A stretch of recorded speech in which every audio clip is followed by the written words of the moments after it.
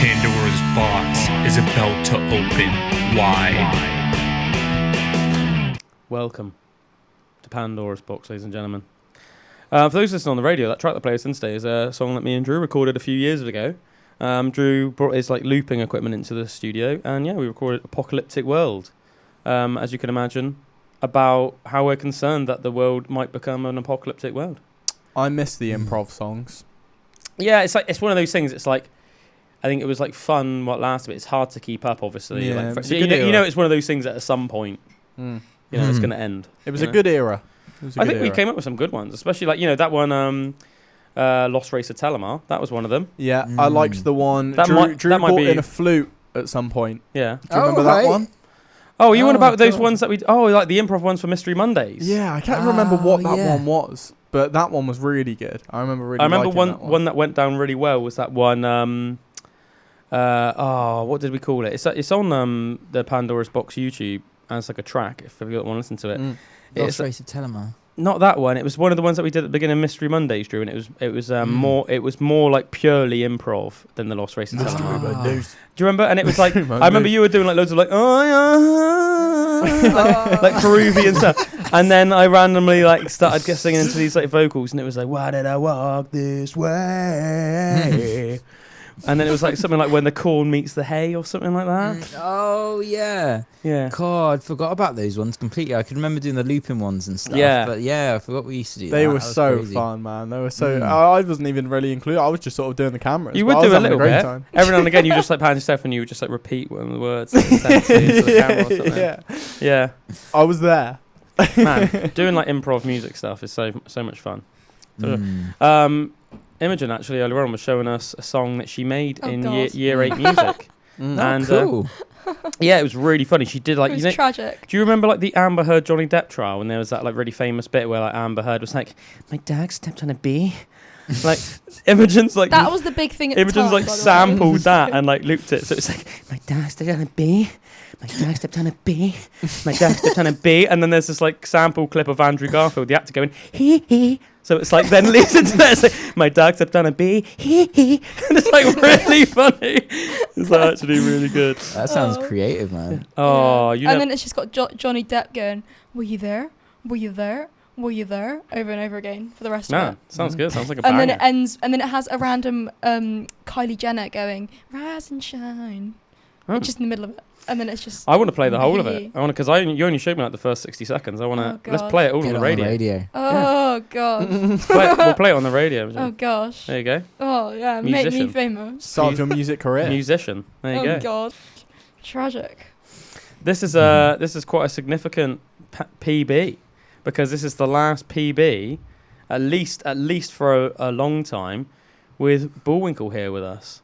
Because next week... Bullwinkle's going I'm off. He's going to Australia via Thailand. That's it, man. So you're spending a month in Thailand, is that right? A month in Thailand. Yeah. Should I make it to the end of it alive, then I'll head off to Sydney and head off to Oz for a year, which should be pretty cool. If you don't either poop your pants or get killed by some strange creature. Yeah, man. Yeah. There seems to be quite a lot of that about both the poo and the strange creatures. So, I'm rolling the dice. We're not used to that.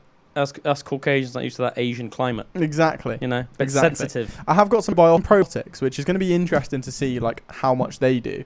I think wasn't I reading to you they've got 5 billion bacteria in each pill, and you're meant to have one a day, which is pretty crazy. And I just basically said, whatever you do, don't take too many. Yeah. Because that will also just wreak havoc on your system. It's one of those things that definitely more isn't necessarily better. It's more getting the right amount. Yeah. Too much, and they'll just be you'll start this weird bacteria war inside your body, and then it'll just be going to town, and then it'll be your system that suffers. But yeah, it's gonna I'm sure intense, you'll be fine. Man. Just stay away from the street food. Yeah, I think is weed legal in Thailand? It is. I think I believe. Yeah, that's the main thing. So apparently,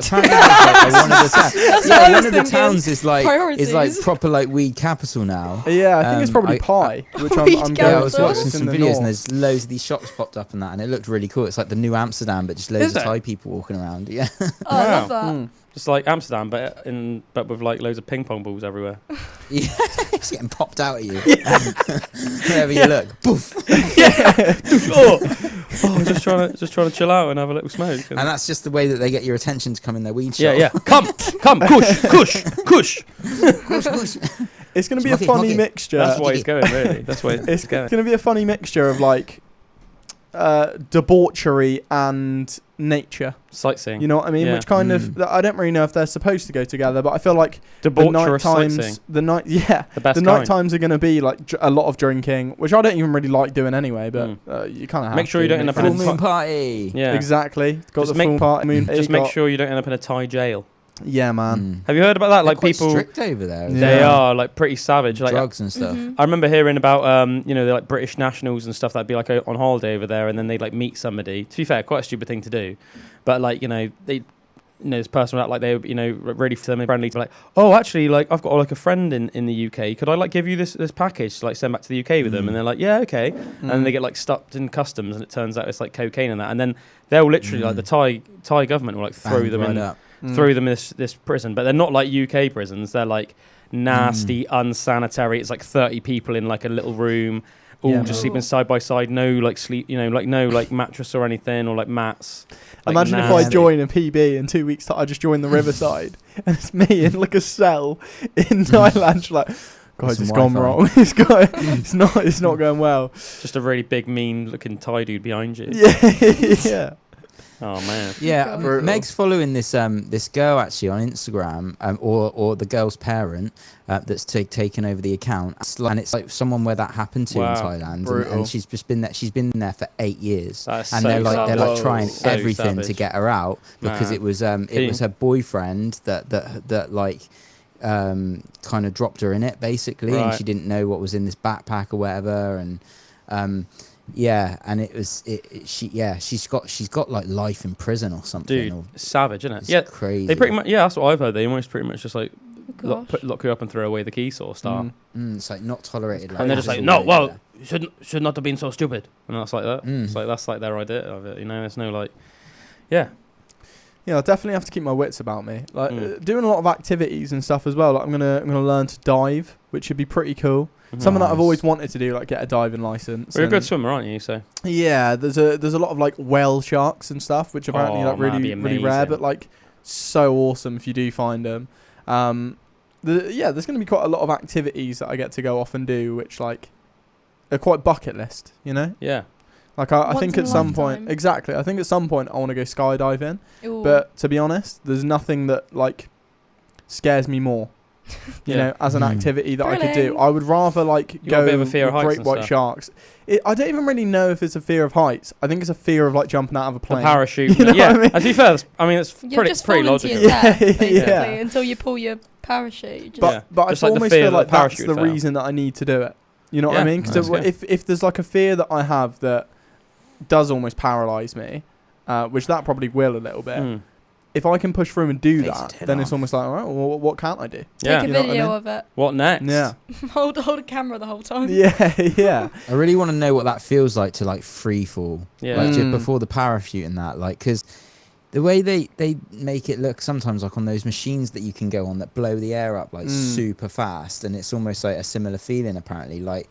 But then you're not actually dropping as well, aren't you? Like, what happens to your stomach when you drop and it like almost like goes, it feels really weird. Like, I wonder if you'd get that as you were falling and just like, I can't quite imagine it. My mum did it when she was. I remember that your mum did it actually. Yeah, but I've never done it. I know it's not like exactly the same, but I remember hearing this story of this like base jumper. It was like in like 1999.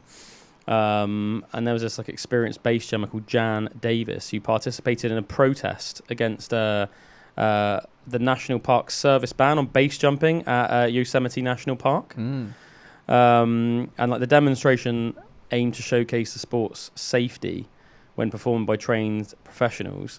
So Davis and 4 other jumpers planned to leap from El Capitan, this like giant rock, if you want to call it that, with the first 3 completing the successful jumps.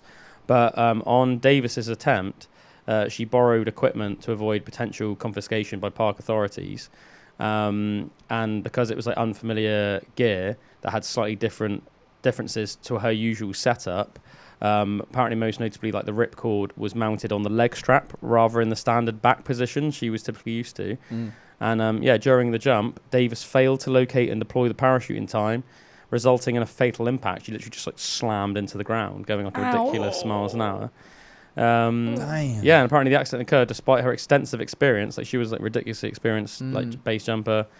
And it was just basically concluded that the unfamiliar equipment, like she just, was obviously mid-jump, was like that, and then was like, just at that time to be like, oh my God, where is it? Next thing you know, she like hit the ground. So, yeah. I don't think it's the worst way to go, because you don't really know much about it when it's happening. You know what I mean? Imagine just like chuck an egg out of a window. Yeah. Just imagine that's you. That's pretty much what it's like. Yeah. Do you know what I mean? Yeah. Just... I always thought one of the craziest things that humans have ever done is that guy. You know the guy who like jumped from space. Yes. You see that guy where he like went up in that little shuttle. He went into like the weird spin. It's a really funny video footage of him. You can just see him like, he just looks quite comical, doesn't he? He's like, he didn't even have like a parachute or anything. It was all nets, wasn't it? Was it? They set up some ton nets, and then the nets, there was like loads of them, and the nets just like slowed his fall. Yeah, which is insane. What was quite mental about that Jan Davis story is obviously like the whole reason they did that was almost like to show the national park that it was like completely safe. Backfired quite a lot, didn't it? You know, the opposite. Yeah, literally just like one of them died, and they were like, even though they were like ridiculously experienced. And it did say afterwards that the National Park Service obviously then maintained its ban on base jumping after that happened. And we're like, well, yeah, exactly. Look at this experienced person's just died, like trying to protest this. So we want to keep everyone safe. I could never like skydive. I'm scared of planes and of heights. So, as you know, I'm scared of planes. I told you about. Yeah. You got quite freaked out, didn't you, on your flight back from where were you at Lanzarote? Was it? Lanzarote. Oh. Lanzarote, yeah. She's back.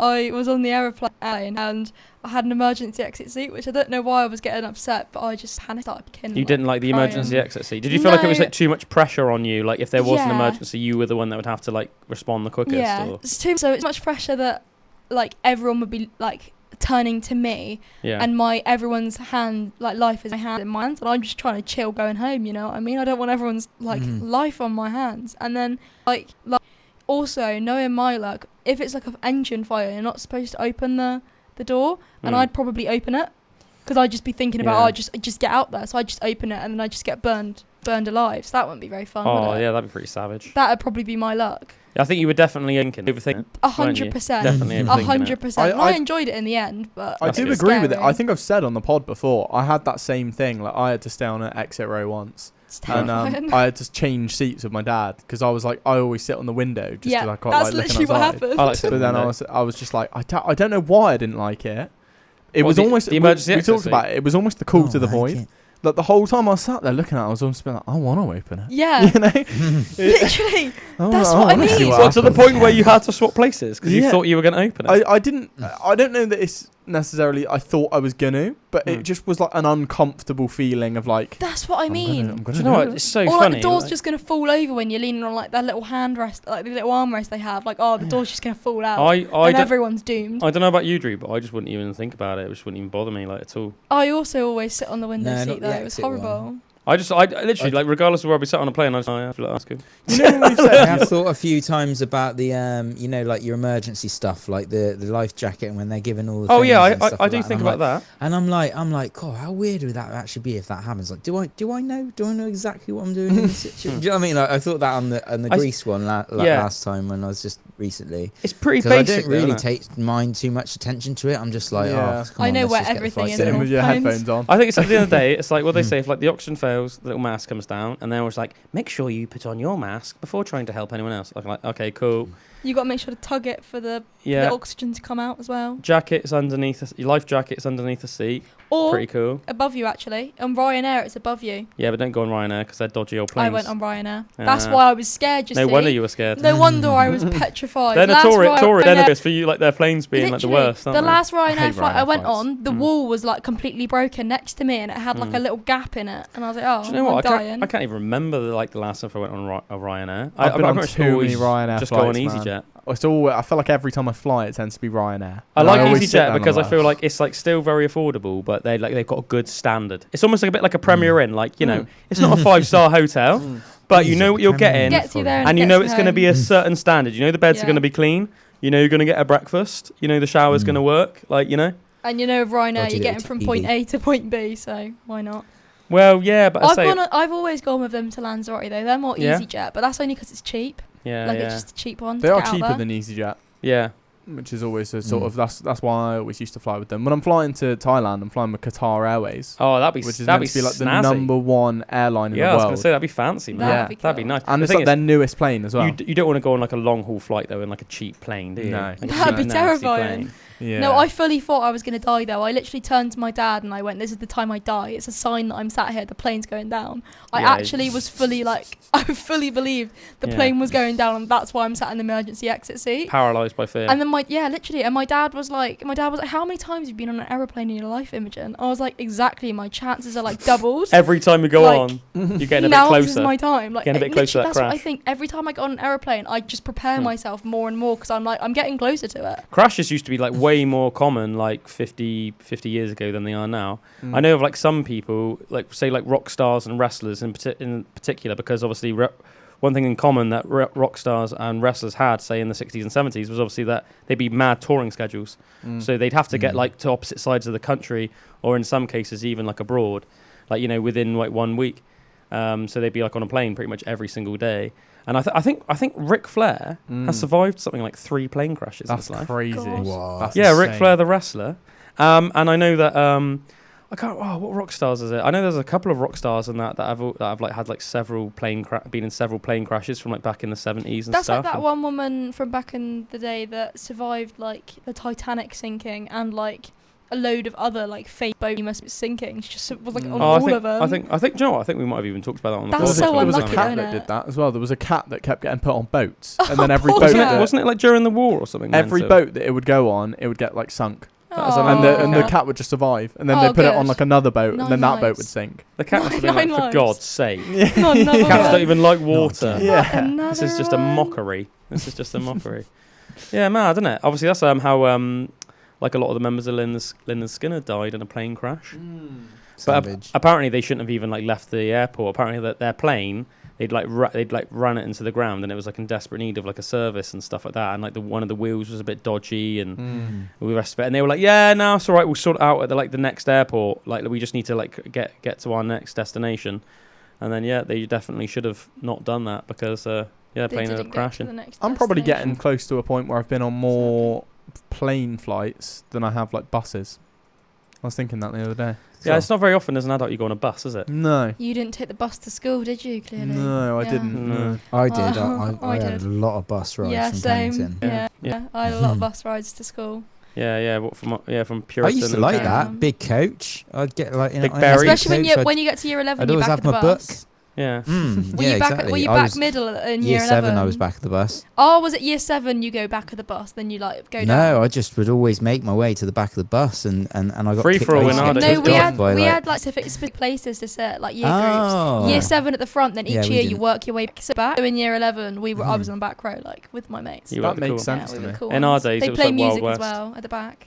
Yeah, you had to just fight your way to the back. Yeah, you would fight for your preferred seat. That's scary. Yeah. I prefer having like each year it'd be like more like, can't wait until I get to the back of the bus. I like the chaotic nature of life. Sports buses in some ways are always it's more fun. fair. Like if you were ever in a sports team and like midway through the day you were to go off to a competition or a game, and you'd all like pack into the bus, and there'd always be like a speaker, and it'd always be a bit of chaos. But it almost felt like a bit of an adventure because you were in school time but leaving school, and you were all like with your mates on a bus.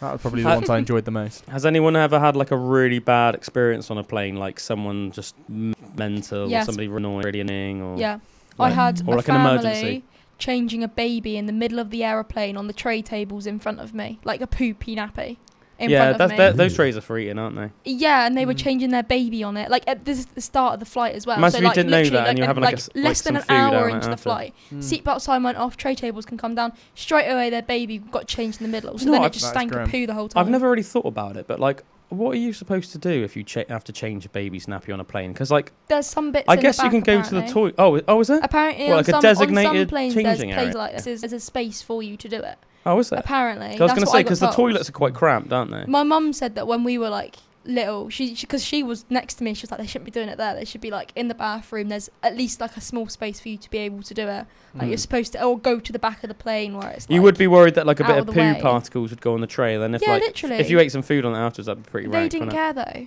They're not. They were kissing the whole time as well. That's pretty gross. What, kissing while they were like, cleaning poo? No. They did one then the other. Back and forth. Yeah, they do sound like a little bit of an annoying couple. Yeah, sounds like it was like one of those ones that you're like, one's on the way. Okay. I had to I had to emergency land once. Emergency land? We had to emergency land.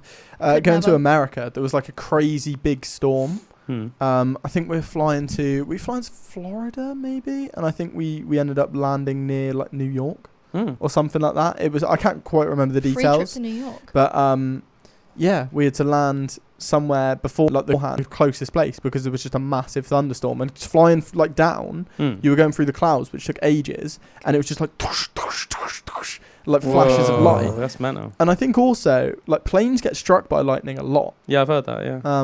Because they're essentially just metal boxes in the sky. Boxes in there, yeah. So that was pretty. They bounce off, doesn't That's it? Apparently, terrifying. the lightning just bounces off. I had that one time as well. I think I've said this story before when I was coming back from Barcelona, and the like pilot got on the thing, and it was a weird flight anyway because it just didn't. Something felt wrong. Right. Like, I think we must have been sat above the wheels or something, but it just was like really loud and clanky and bumpy, and like the turbulence was crazy. And then the flight guy, I think it might have been an EasyJet. I could be wrong, but the the actual pilot got on the mic, and you sort of want to hear someone that sounds like they're in control. Yeah. What, was he freaking out a bit? Mate, he was like slurring his words. What? He was like swearing. What? And it was like, yeah. Because I took my headphones. It's a mental drunk pilot. It was a late flight. So that is not what you want. Like, it's me flying a plane. Brennan, drunk Drew had commandeered a plane and was like, a lot of people were like, Durable. A lot of people were like falling asleep or like had their headphones on. But as soon as it started, because it was already a weird flight, so I was like, I'm going to hear what this guy has to say. He sort of got on and was like, I'm a pilot for this flight.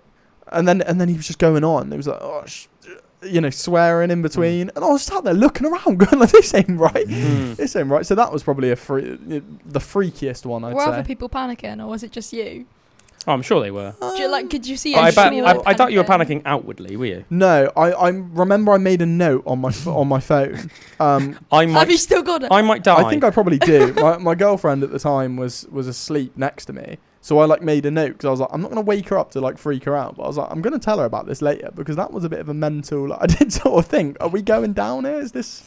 Is this guy really in control of this flying? Like, I remember once I was on a plane a few years back, and we were like coming into land. So like obviously the plane starts slowing down in descent as it's coming into the runway and stuff. And then all of a sudden, like violently pulled up and accelerated. Do you remember I told you guys about this? Years ago. I do remember that. And this other plane basically just come out of nowhere and cut them up. And was coming in to do like an emergency landing. So yeah, the pilot had to like pull up, like accelerate, and then had to do like a circle of the island. And then obviously came on the tannoy, and you could tell that he was almost like a bit like startled, but was just like being reassuring, like, apologies for that. We had to take like an emergency. What's it called? Just basically pulled the plane up. Had to take like an emergency maneuvers or whatever, evasive maneuvers. A plane's just come into landing out of nowhere. We'll update you with more information, but it's fine. We're just going to circle the island and then come back into land. And obviously it was fine, but I remember when we got in, you could see the plane that had like cut us up, and it was like surrounded by police and ambulance. And I never found out like what went on there, so I don't know if somebody had like. Because I don't know, I don't know why the police would be there if it was purely medical. But do you know what I mean? So it makes me think, did like someone just have a heart attack? But then I'm like, but then why would they have like the police there? So then I'm like, just in case. Was there like a big fight on the plane or something? Like, do you know what I mean? I don't know, but whatever happened, that plane was obviously like, I'm freaking landing. Like, we need to land like straight away, and then just cut up our plane like to the point that it was super dodge. But yeah, and then there was like, so that was the worst. I remember like weirdly, considering I've been to like, I've been on some fairly long flights. Like I've been to America, like I'm back a couple of times and stuff like that. But those flights were like, smooth as butter. one of the worst flights, considering it's a really short flight relatively, I've been on in terms of like weather anyway, was just from Edinburgh back to Bristol. I remember there was like this storm had come in off the North Sea, and the whole freaking journey back, it was probably like about a 7 or 8 p.m. flight, but it was like winter, so it was really dark. And I remember, like usually once you take off, you're allowed to like take your seatbelt off, and it's a bit more chill, and they bring like a little, tray, don't they, when they offer you like drinks and stuff. It wasn't like that the whole time. So the captain was just like, there won't be any refreshments on this flight. You're gonna have to keep your seatbelts fastened the whole time. And like the whole journey was just like, just like an hour of that, And it was like, even though it was like a relatively short flight, it just wasn't nice, Like after, like by the time you got to the airport, when you're almost just a bit like, you got so used to that, you're almost like a bit like all weird, like walking around. That's horrible. It makes me think, like, with that, like, surely if you went above the clouds, would then you be out of the storm? Or, like, do you know what I mean? Yeah, like, I don't know. Because that sounds like they would have stayed quite low under and just, like, gone through the storm. But maybe because it's a shorter flight, they actually don't get to the altitude where it's, like, 30,000 feet or whatever, or 40,000 feet, which some do sometimes. Yeah, that's a good point. I never really thought about that. I guess it depends as well. Like, I mean, does it vary, like... You know what I mean? Like where the clouds like are. Like, do you know what I mean? Like on some days, is like the clouds higher than others? Like I'm not really sure. So like I don't really know what is like the safe cut-off point that like a plane can go in terms of height. That'd be quite an interesting thing. For it's in space. Yeah, exactly. It takes off, just goes into space, and the next it's like Star Trek all of a sudden. Whoa! Into orbit. Yeah. Yeah, I told these guys the other day there was like a really annoying kid behind me on my flight back from the army. Really? Oh god. Mate, he was just like kicking my seat like non-stop, but like proper, just like pitter-patter, just kicking my seat.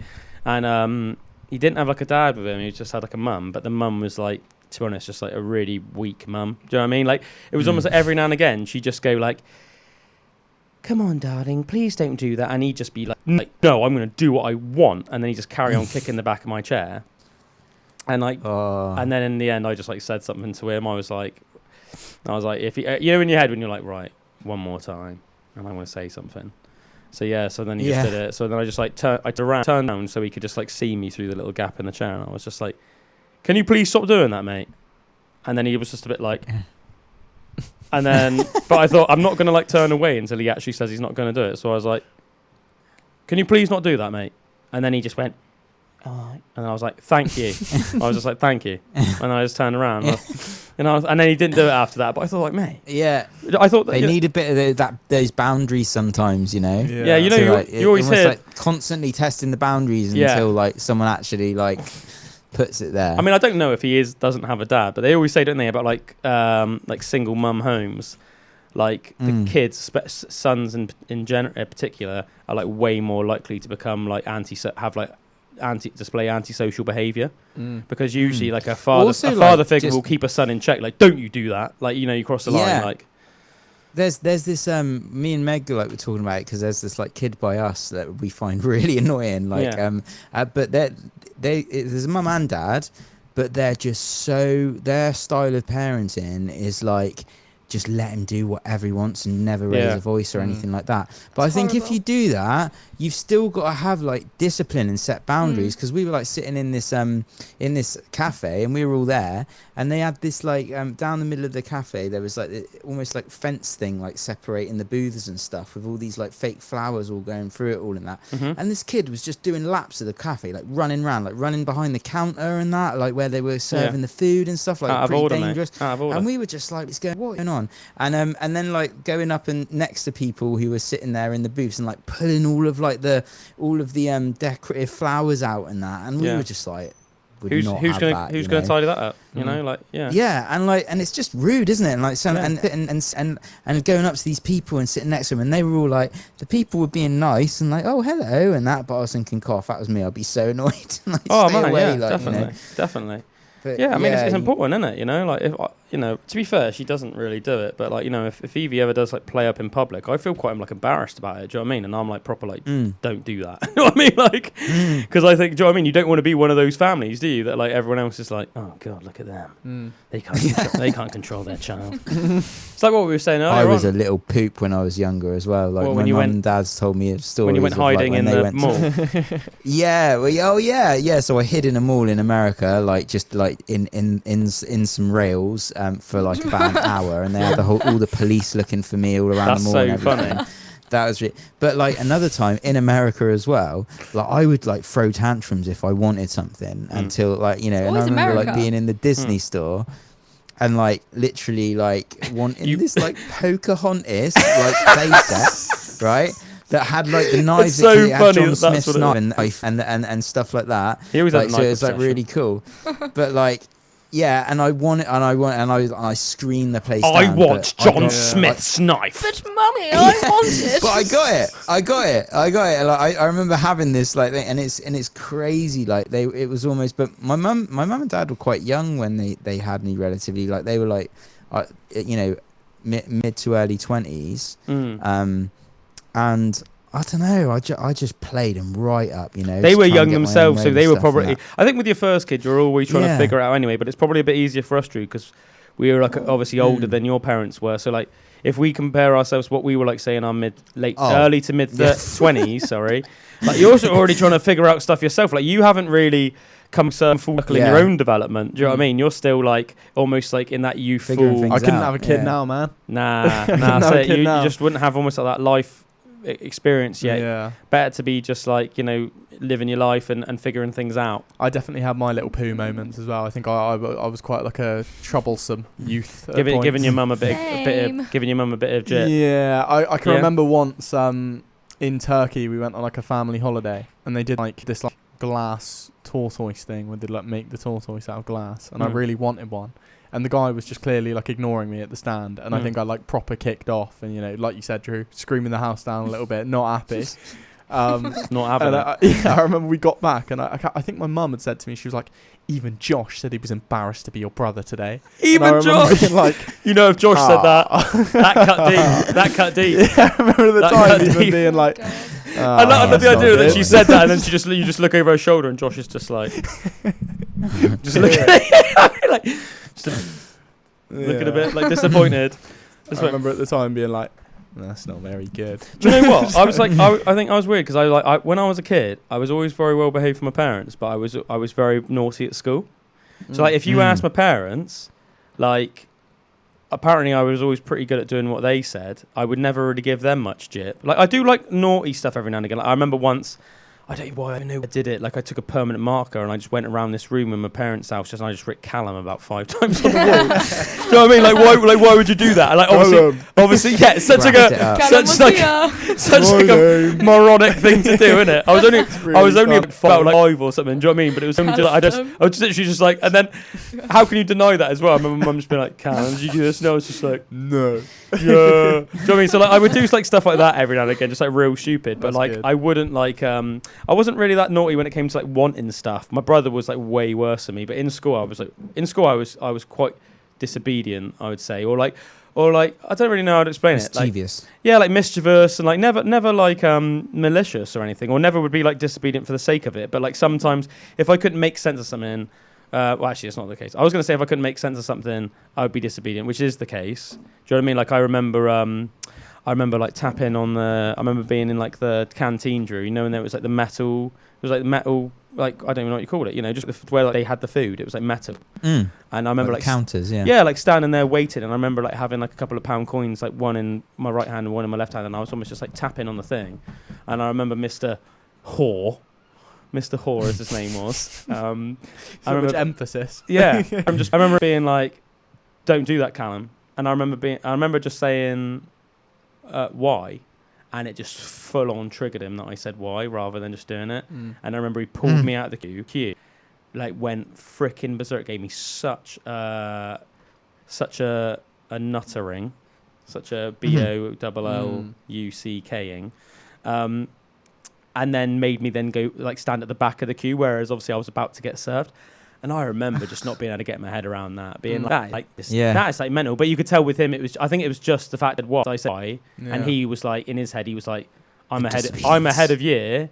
I've just told you to do something. You do what I say. So do it, and now I've pulled you out the queue, made you look like an idiot in front of everyone, and then made you join the back of the queue, like have that sort of thing. But in my mind, I just thought that is a disproportionate response. That does seem unnecessary. Do you know what I mean? But I kind of understand it as an adult. Like, I still think it was a bit over the top. Maybe he was having a bad day, I don't know. But I think with me, it was more just like general naughtiness. Like, you know, I'd like to, you know, if I was sat next to somebody I got on with, which like a lot of the time I was, have a laugh. I would just, I'd want to have a chat with them and have a laugh. No different than like any of you three. Do you know what I mean? Like, you know, obviously it's different when you're like at work, innit, and stuff. But just like I want to have like a chat with somebody. Do you know what I mean? Like, and that was always my problem. Yeah, that's why I always got in trouble. Was just like chatting next to whoever I'd be sat with. Yeah, same. It seems madness the way that things are set up in schools. Like, even to me now, like I still don't understand it.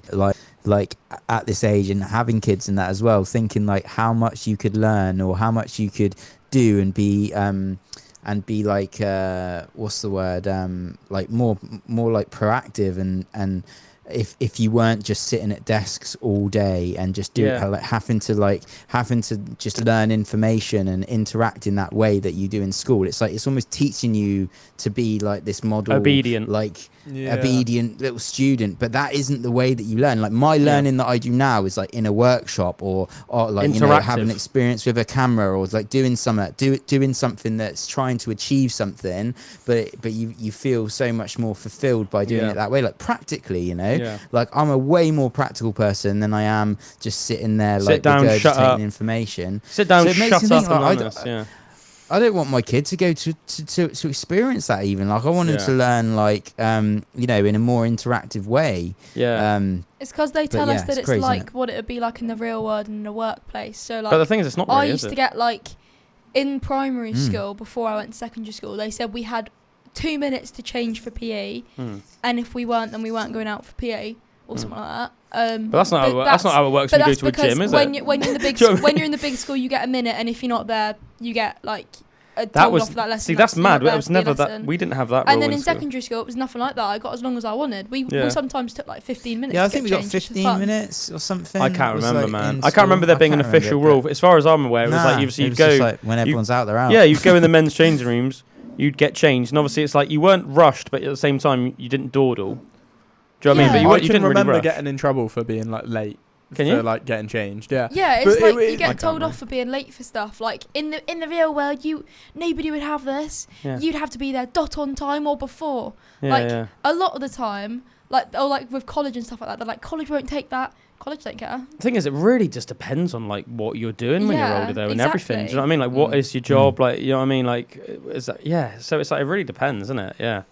But I completely agree, Drew. And one thing I actually find, because obviously Evie's just done her first year at school and she's going to her second, and I can definitely see like the benefits in some ways of school, but I think that I think it's almost just like it's quite oppressive, isn't it? And I think children feel oppressed by it, and I think I can tell that Evie feels a bit oppressed by it. And it's like, you know, she doesn't particularly enjoy going to school. She likes some of the friends that she's made there. Like she's made some really good friends. I was going to say, like the social interaction part of school is the main part that you enjoy, and that's really healthy still. Yeah, she's made like really good friends with like this kid, like Noah and some other children, the actual school part of it herself. And I think it's because, and she probably gets this from me, you know, she is quite like easily, she can be easily distracted. And also she's just very high energy. She's got a lot of energy. So she's like fidgety. And curious. Yeah, she's like curious and fidgety. And like after like 5 minutes of being sat in silence at a desk, like not moving, Evie's inclination is to like get up and do something, even if it's just like running around the room a little bit, because it's like she's an energetic person and she's an inquisitive person. So she wants to ask lots of questions and she wants to be physically very active. But if you're just like sat there and it's almost like seen as like bad or rude to constantly be asking questions or to be getting up out of your seat, then you're going to get told off. But I think it's really bad to tell kids off for that. As you said, I think it should be like learning should be like interactive and a lot more practical and stuff like that. And it really bugs me that I really resent the fact that Evie in her head is almost being taught that she is like bad for being like that, whereas I see it as good that she's like that. From my experience, like in school, there were definitely teachers that got it and teachers that didn't. Yeah. Like I can even remember like some teachers I would this is probably a good analogy for it. I can remember going to like the teacher parent thing. Yeah. Like whatever that's called. Was it just a parents' evening? Parents' evening. That's what I'm looking for. And some of the teachers would get a bit funny and be a bit like, well, you know, he's always talking, he's always distracting others, like he's always. Yeah. And you can tell the ones that wouldn't like me. And then there was this one teacher, and I wish I could remember her name. I feel like it was like Mrs. Gallagher or Mrs. Hannigan or something. Was this like that. Like, yeah. Do you know what department was it? Mrs. Gallagher was a PE teacher when we were there, so I don't know if she was still there. No, it was. I want to say it was it geography or was it citizenship? It was something like that. Citizenship. And we didn't, did we, Drew? We didn't have. I don't have that either at my one. You didn't? No, I thought that was quite unique. I didn't even have business at my ones. You didn't have business studies? No, I didn't have music in my year either, did I? See, I think that's mad that you didn't have music. Yeah. My old I think it must have been citizenship. I think she left after a while, but she was the most lovely woman. And I remember she took me and my mum into her office, which she wasn't even like. I don't even know that she was meant to be there for parents' evening. We were just waiting to see someone else, and then she was like, "Oh, come here." And then she just like spoke to my mum for like half an hour about how I was going to be the president or something like that. And I was like, well, that's lovely. That's lovely. But then the other citizenship teacher I had hated me. Yeah. Like she even put me on my own little desk in the corner of the room, not sat next to anyone. Not like on everyone else was in like rows of fours tables, and I was just on by myself in the corner. That's horrible. Yeah, and I remember how I was like mate in school. I think I was as well. People loved me or hated me, like teachers. There wasn't any that were really like kind of middle of the road. It was either they really liked me or they really didn't like me. Yeah, I felt it was the same. Yeah, I got on really well with my ones. Like all of your teachers. Yeah, one of my history teachers. I got on well with all of them, to be fair. Like, especially the history ones. I feel like you look a pretty good pupil on the whole. I would say I was well behaved. I never got any like detentions or anything like that. But from what I know of you already, I can imagine that you'd probably be too anxious about getting told off to do anything that bad. No, it wasn't. I don't think it was that. I think it was just that I got on so well with the teachers, and like it didn't. If I do my work would end up getting done anyway. Eventually, like if I didn't do it like when I was supposed to, I'd do it like another time.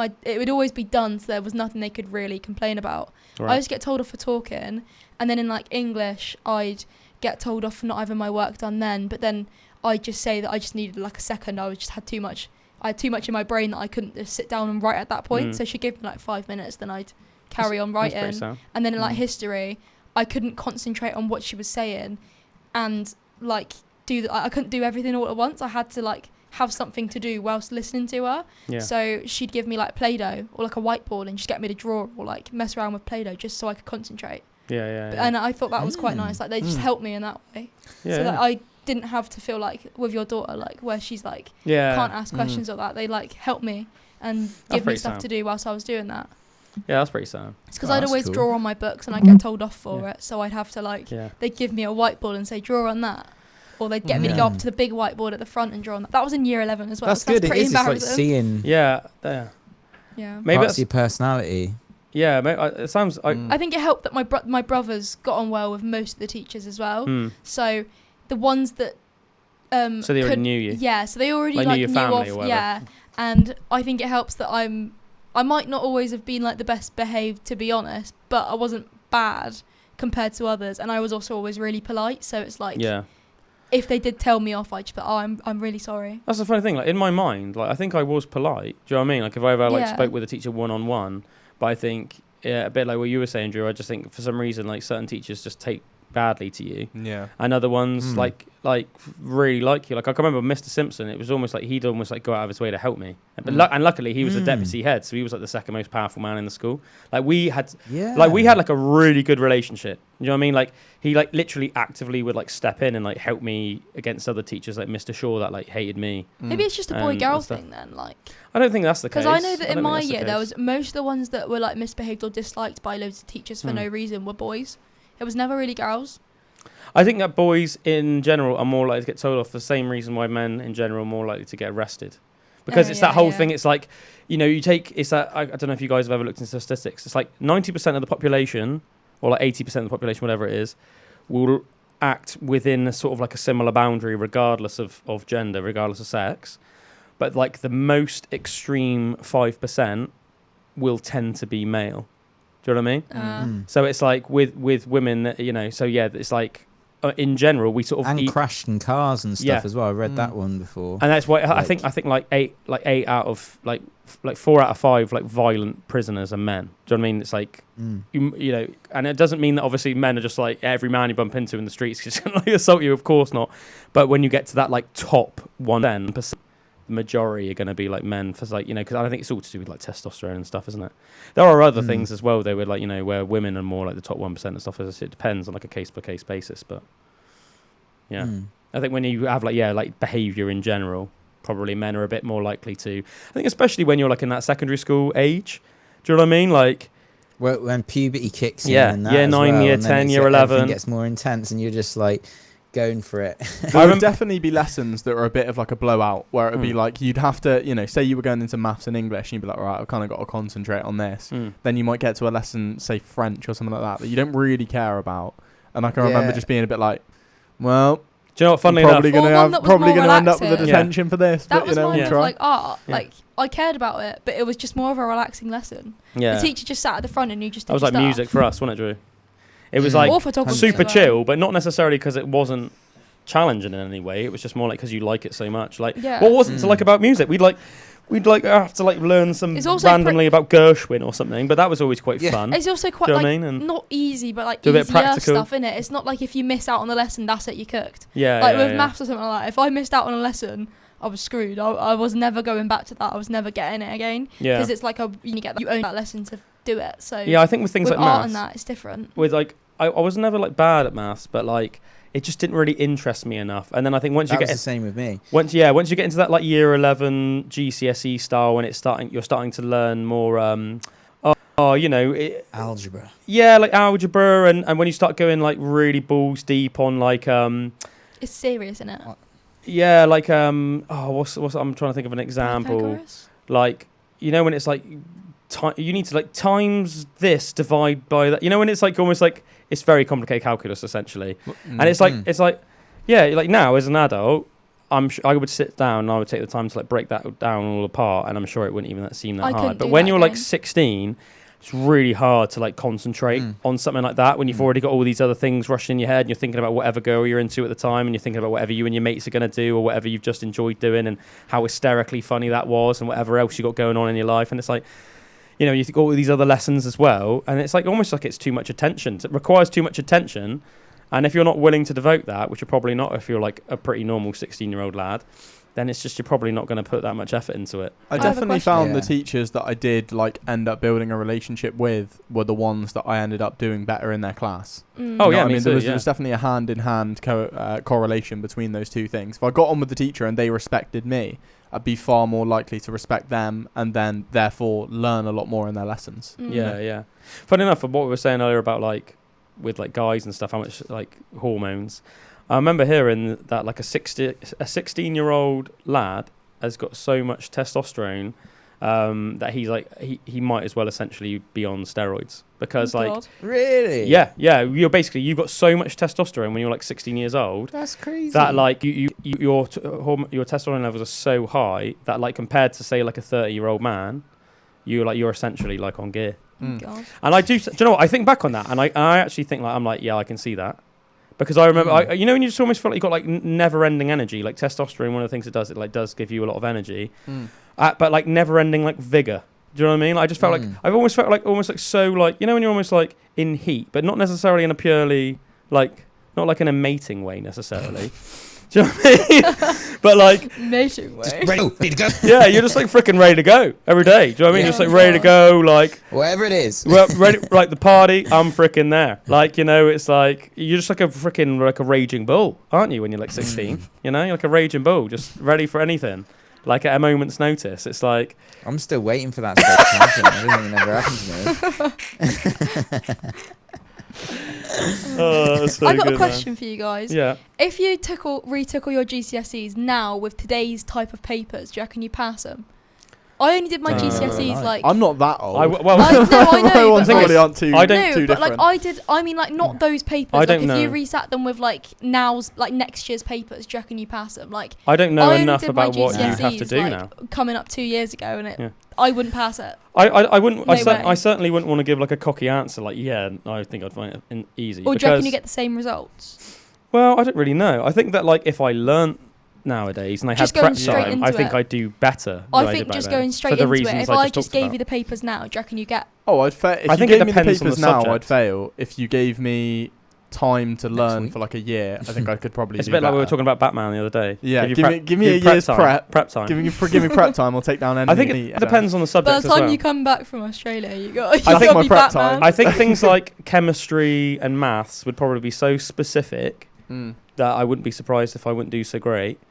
But do you not reckon it would all come back to you when you're sitting down and you see it? No. I think it's mate. You got to bear in mind. You got to bear in mind. For me and Drew, I suppose when was 2006? 19 years ago. Oh yeah, that's like the year before I was born. Yeah, like that's a long time. That's a long time for me and Drew to just have okay, yeah, fair enough. Losing brain cells and stuff like English as well. Things. It's all like quotes and things you need to memorize. So if you don't learn that, do you reckon you'd get it, Nathaniel, or not? Because yours wasn't as long ago, was it? I think I could probably scrape a pass. Okay. I definitely wouldn't get the same grades that I got in school. What grades did you get? 7 in maths. Okay, yeah. And I think a 6 in English or something. What? You didn't get A's and B's and C's. I was thinking that. It's A, B's and C's are in college. Like an A? A 7 is a B. What? Seven's a B. Man, this is making me feel old, Drew, man. B plus or something. I didn't even know. Yeah, it's like a really high B. Mate, I didn't even know. Because a 9 is like an A star. So like a 9 is higher than an A, like the higher than the ones you could get. So it's like there wasn't anything higher than an A star. No, that was it. A yeah, star, so a 9 is like higher than an A star. I got one of those. I think my ones would have mostly been like B pluses, B minuses, and then B plus. I think I just failed French. Was it star or plus? Was it star? Star, definitely, because I remember I got one. I think I got a couple A's and a couple of B's, nice, B pluses. But my highest one was like an 8. So I don't think I got a single one. I think I got an A if you class. I don't know how the changes. I didn't do myself any justice for my GCSEs because I was just drinking. A raging bull. Yeah. You're in heat. I was too busy. I was too busy in heat. The mooching calls. My priorities in year 11 were like drinking with my mates, whichever goes in until that time, messing about. And like either arranging a party or preparing for a party or something. My coursework and my GCSEs was like the last drugs thing on my mind. And women. Not drugs. Sorry, not drinking. Not necessarily and drugs. I meant drinking. Sorry. Yeah. Drinking. Like drinking with mates. Alcohol and women. Yeah, just like I think when you're that age as well, I think it's pretty common, isn't it? Like you sort of like you get all these little like really intense hormone-driven romances, and because you are so young and sort of like naive, feels like it's everything. But because you do have such intense hormones, when you do get like into somebody, you go like all in. Do you know what I mean? So you're like you have quite intense, fleeting romances when you're that age, don't you? I just sort of when I played football. I can't really relate. Oh, right. Again, I'm still waiting for that. I feel like from the moment I was like in year 9 and got in like my first serious relationship with Sally, I feel like that was like from that point on for like a few years, it was just like very. I think you were probably one of the only guys in the year that went out with a girl that was in a year that was in like a year above you. Yeah, 2 years above me. Was it year or was it 2 years? She was in year 11. 2 years above you, yeah. God, man. My first relationship was after school. Was it? Yeah. Mine was in year 10. I feel like our year in general, Drew, were quite early developers in terms of like that sort of thing. Because I remember like apart from me, but even so, like I remember like even like even you, like even like you and Josh and that, like because Josh is quite like a quaint. Like Josh would never go chasing tail. He's just not. It's not like his style, is it? Right. So, but like like you, Josh, like most of our friendship group had were sexually active time we were in year 11. You know what I mean, John. And like and I remember like I remember even like when we were in year 8, like there were like a couple of people in the year that were already like that. Beth. Yeah, Beth, what's her face? Beth I think Lyle might have popped his cherry in year 8. I think Lyle did. Yeah. Do you know what I mean? So I think there was probably about 4 or 5 people in our year that popped their cherries in year 8. Yeah. I always used to fancy Roseanne Woods, who was in the year above us. Mate, you used to fancy that was so like out much. of my league. That was completely out of my league. She was the year above us, wasn't she? And yeah, I remember you like loved her, man. Yeah, she was beautiful. She was the most beautiful woman I've ever seen. She was really sound. Do you remember she used to call me Fringy? Because at the time I was growing out my hair, but being like just a freaking young lad, I didn't really know what to do with my hair. And my hair doesn't grow naturally in a parting, it grows down. So I just sort of had this like weird fringe. And like Jake Hardin had like he'd convinced me to let me. So he dyed my hair black basically. He was like, yeah man, you should dye your hair black, because Jake always dyed his hair black, and I was like, okay. I remember having your fringe up like that was like in year 7, and then I started growing my hair towards the year 8. Or like in year 8. Yeah, it was in year 8. I don't know if it was towards the end. And then, but then before it was like long enough for it, like I think once it gets to a certain stage of length, it does naturally go in a side pattern. But it went for a stage where it was just sort of like that, and then and then because obviously it was like in my eyes, I would go like that. So then I would have like this like fringe. You were the full-on Justin Bieber. Oh, you had did you have the emo fringe? I had but to be fair, this was before emo was even a thing. This was before emo was a thing. Emo wasn't a thing at the time, so the word emo hadn't been invented. How long ago it was. I might have even been the first emo. I don't know. Oh, which is hilarious, because I full-on took the mick out of emos by the time I was like year 11, and I was in my like, you know, bruised booze and broken bone, drinking beer, listening to Pandora and Black Label Society, like, you know, attitude. Bruise and booze is such a funny way to describe you know, year like 11. Testosterone fueled, like drinking beer, wrestling, listening to Pandora. Like, I used to really rag on like emos, that whole like My Chemical Romance scene, because obviously I was like much more into like Metallica and Pandora, and just thought that was really cool. And would probably just give like an unreasonable amount of attitude to stuff that I thought was a bit of a naff, if you know what I mean. To be fair, your brother's definitely the same. Jake, I mean, obviously, not Josh.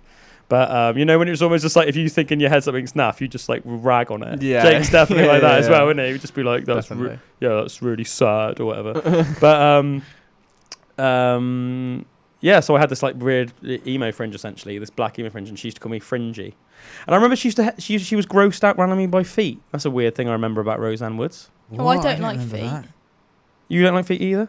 I'm not grossed out by them, but I don't like them. I don't want them near me. I remember like, if someone puts their bare feet near me, don't like. If they have socks on, it's not as bad. But if they have just their bare feet out near me, I'm like, oh. I remember being on the field, Drew.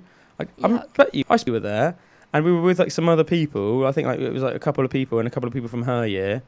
And somebody had their shoes off, and she was like revolted by it. And then they were like, you know, like typical kids. They were like putting their foot near her and that, and she was like actually getting serious. Be like, no, seriously, if you keep doing this, I'm gonna be sick. And I remember thinking in my head, because I've never been somebody that's like bothered really by anything. Like, do you know what I mean? I don't have like compulsive dislikes or like, you know.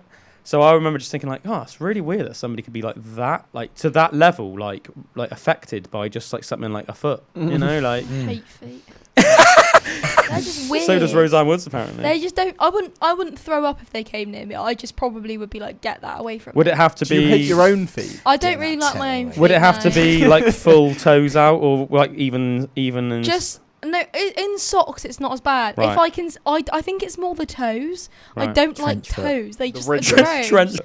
They're just gross. You take my toes; they're really hairy. My dad's toes are gross. He's got like his second one's longer than his big toe. Mine's the same. No, but it's like really skinny, like really skinny though. Look, so you can probably see it through my sock. Can you see that my? You see that that's longer than that? No, but like my dad's one's like so much bigger. Like a lot bigger.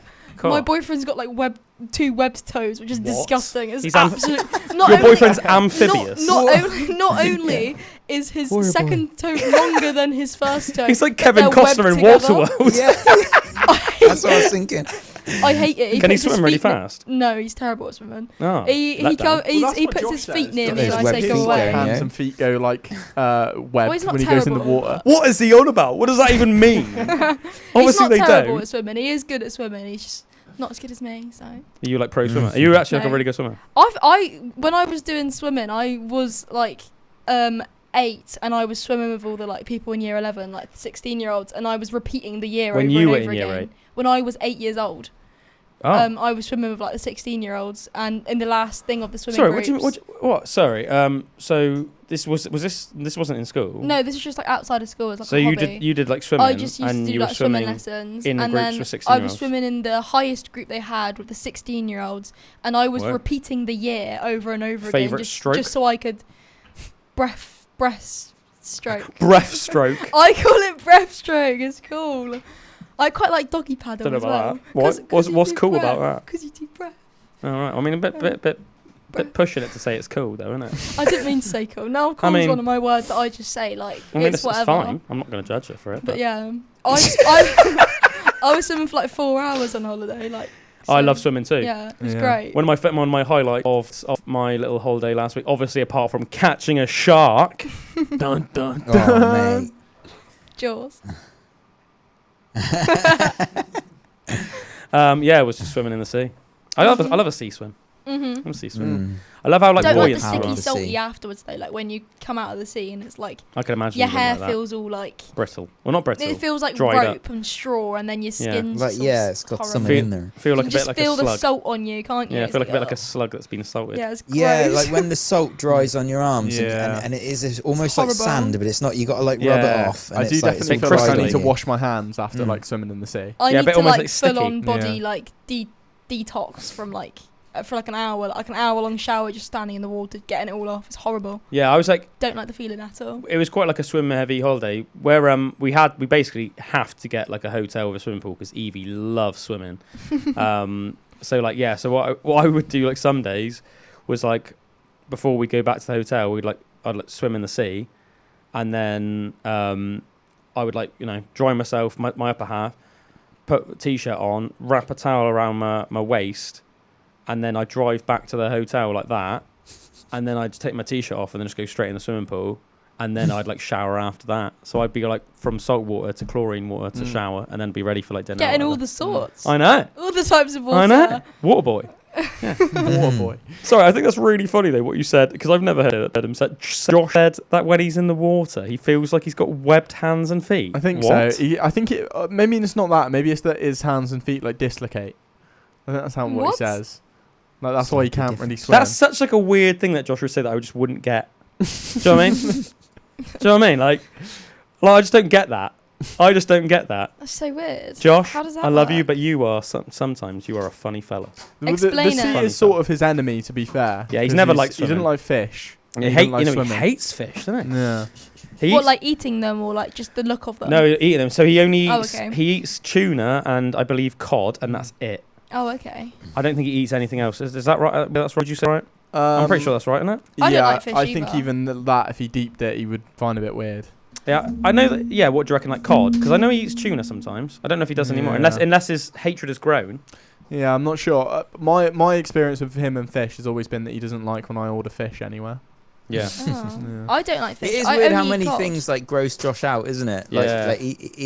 Josh is quite bothered by stuff. Yeah, like like we were saying about Roseanne Woods and the feet thing. Like Josh is a bit like that, and that might be one of the biggest differences between me and Josh, because we see eye to eye on so many things, and we are so similar in so many ways.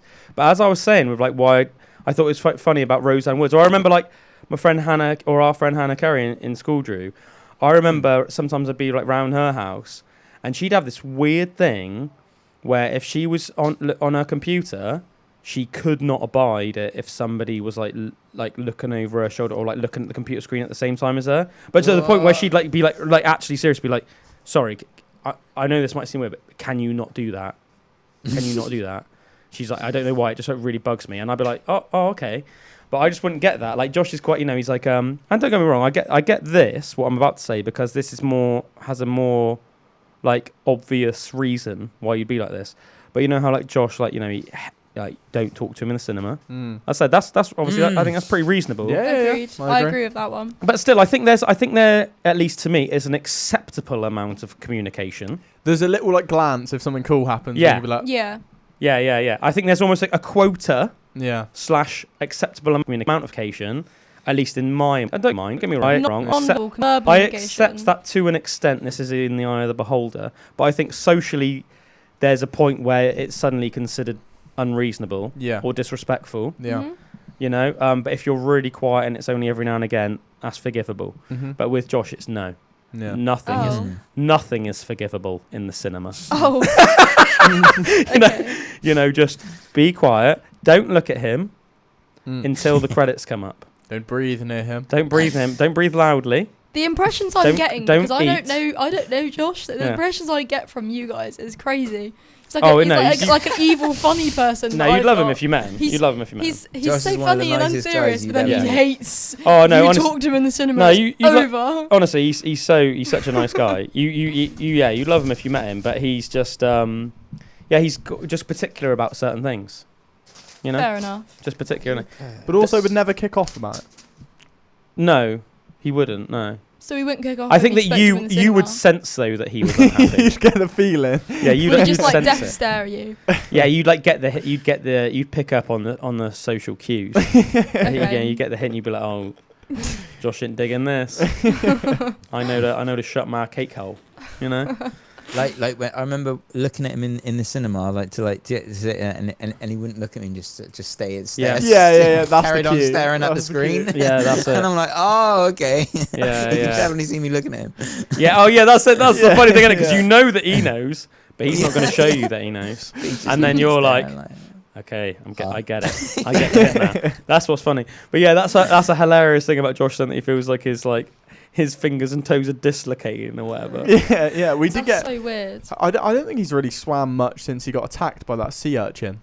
He's always been a terrible swimmer. Oh. Yeah. What does he actually mean by like he feels like his feet? Well, only he could answer that. Next time he can comes, explain it. Right, it's pretty much exactly that. I think when he like pushes against the water, he feels like his hands and feet. We're overdue. We're overdue another PB with Josh anyway. So we'll ask him to come back in a couple of weeks or something, and then he can answer us live on air. I wonder if you can get like some silicone finger gloves that would give you webbed hands. Oh, I bet you can. Like flippers you get for your feet.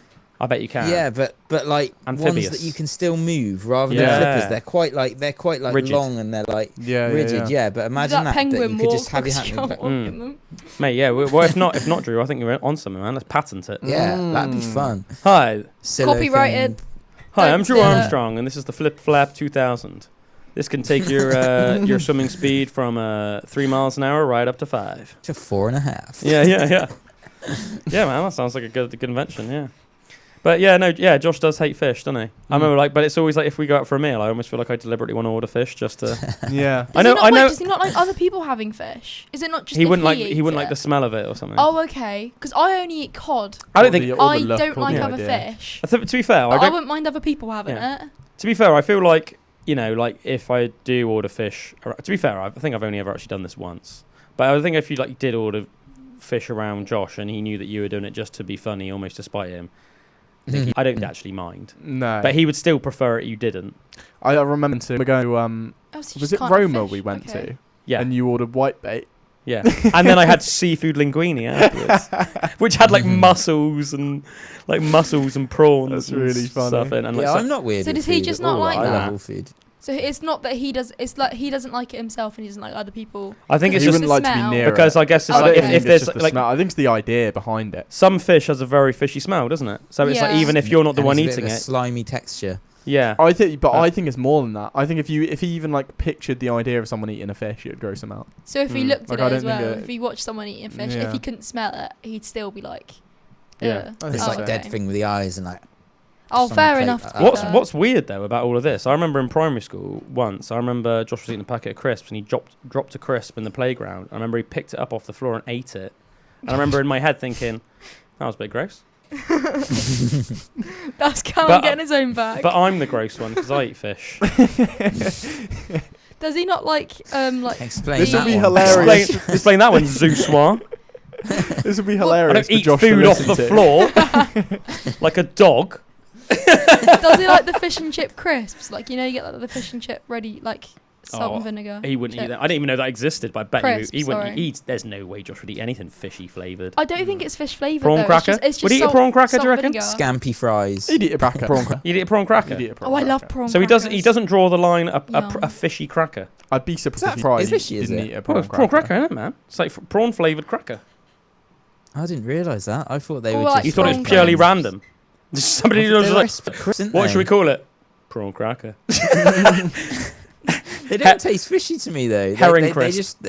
They're actual thing of them. They're almost just deep fried, whatever it is. I think if you thought about it when you were eating it, you'd be like, I can see how that's a prawn. Yeah, it's a bit prawny. Oh, there's the prawn. To be fair, prawn a really overwhelming flavour in my mind, do they?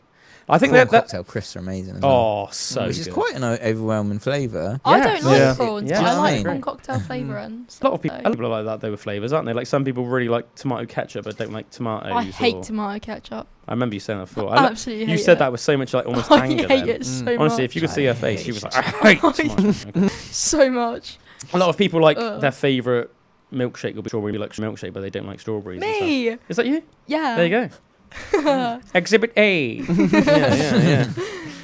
Yeah. So I like most food really. I'm just trying to think of like a food I don't really like. There's some foods that I don't care for, but I wouldn't necessarily say I like. I wouldn't like be grossed out with the idea of eating it. Do you know what I mean? So many foods I hate. Have you guys ever had Canarian potatoes? What? Sorry. Canarian potatoes. What, like potatoes from the Canary Islands?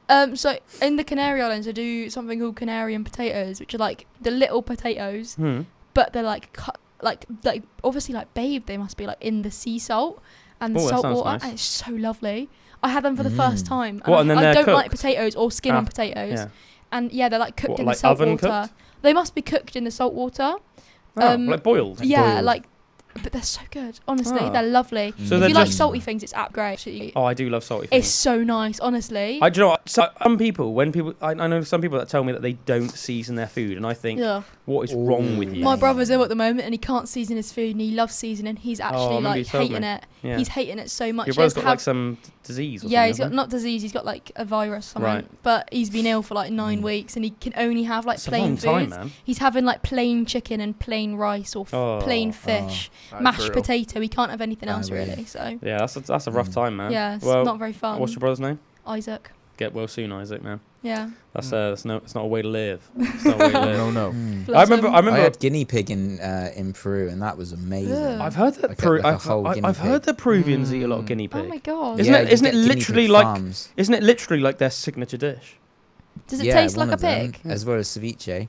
It tastes amazing, like quite like brown, like darker meat, but like full off the bone. It was cooked. It was literally just like a half guinea pig that was on the stick, and like nice. And it was like roasted, and it was so tasty. Like I was like, nice. It was just like, poor thing.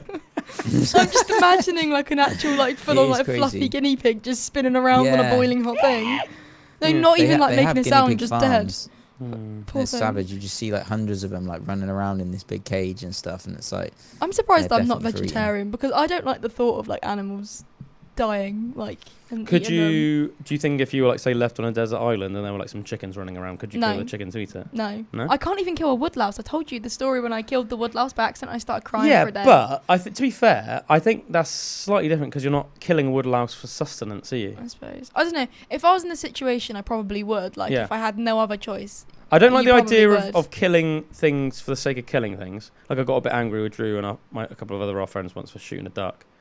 Poor duck. Yeah, we didn't even eat it. No, just shot it in the neck or something. I remember you telling me, like, I can't remember which one of you said that you like, shot it in the neck and it was going, and then at that point you just had to finish it off. Right back like that. It went.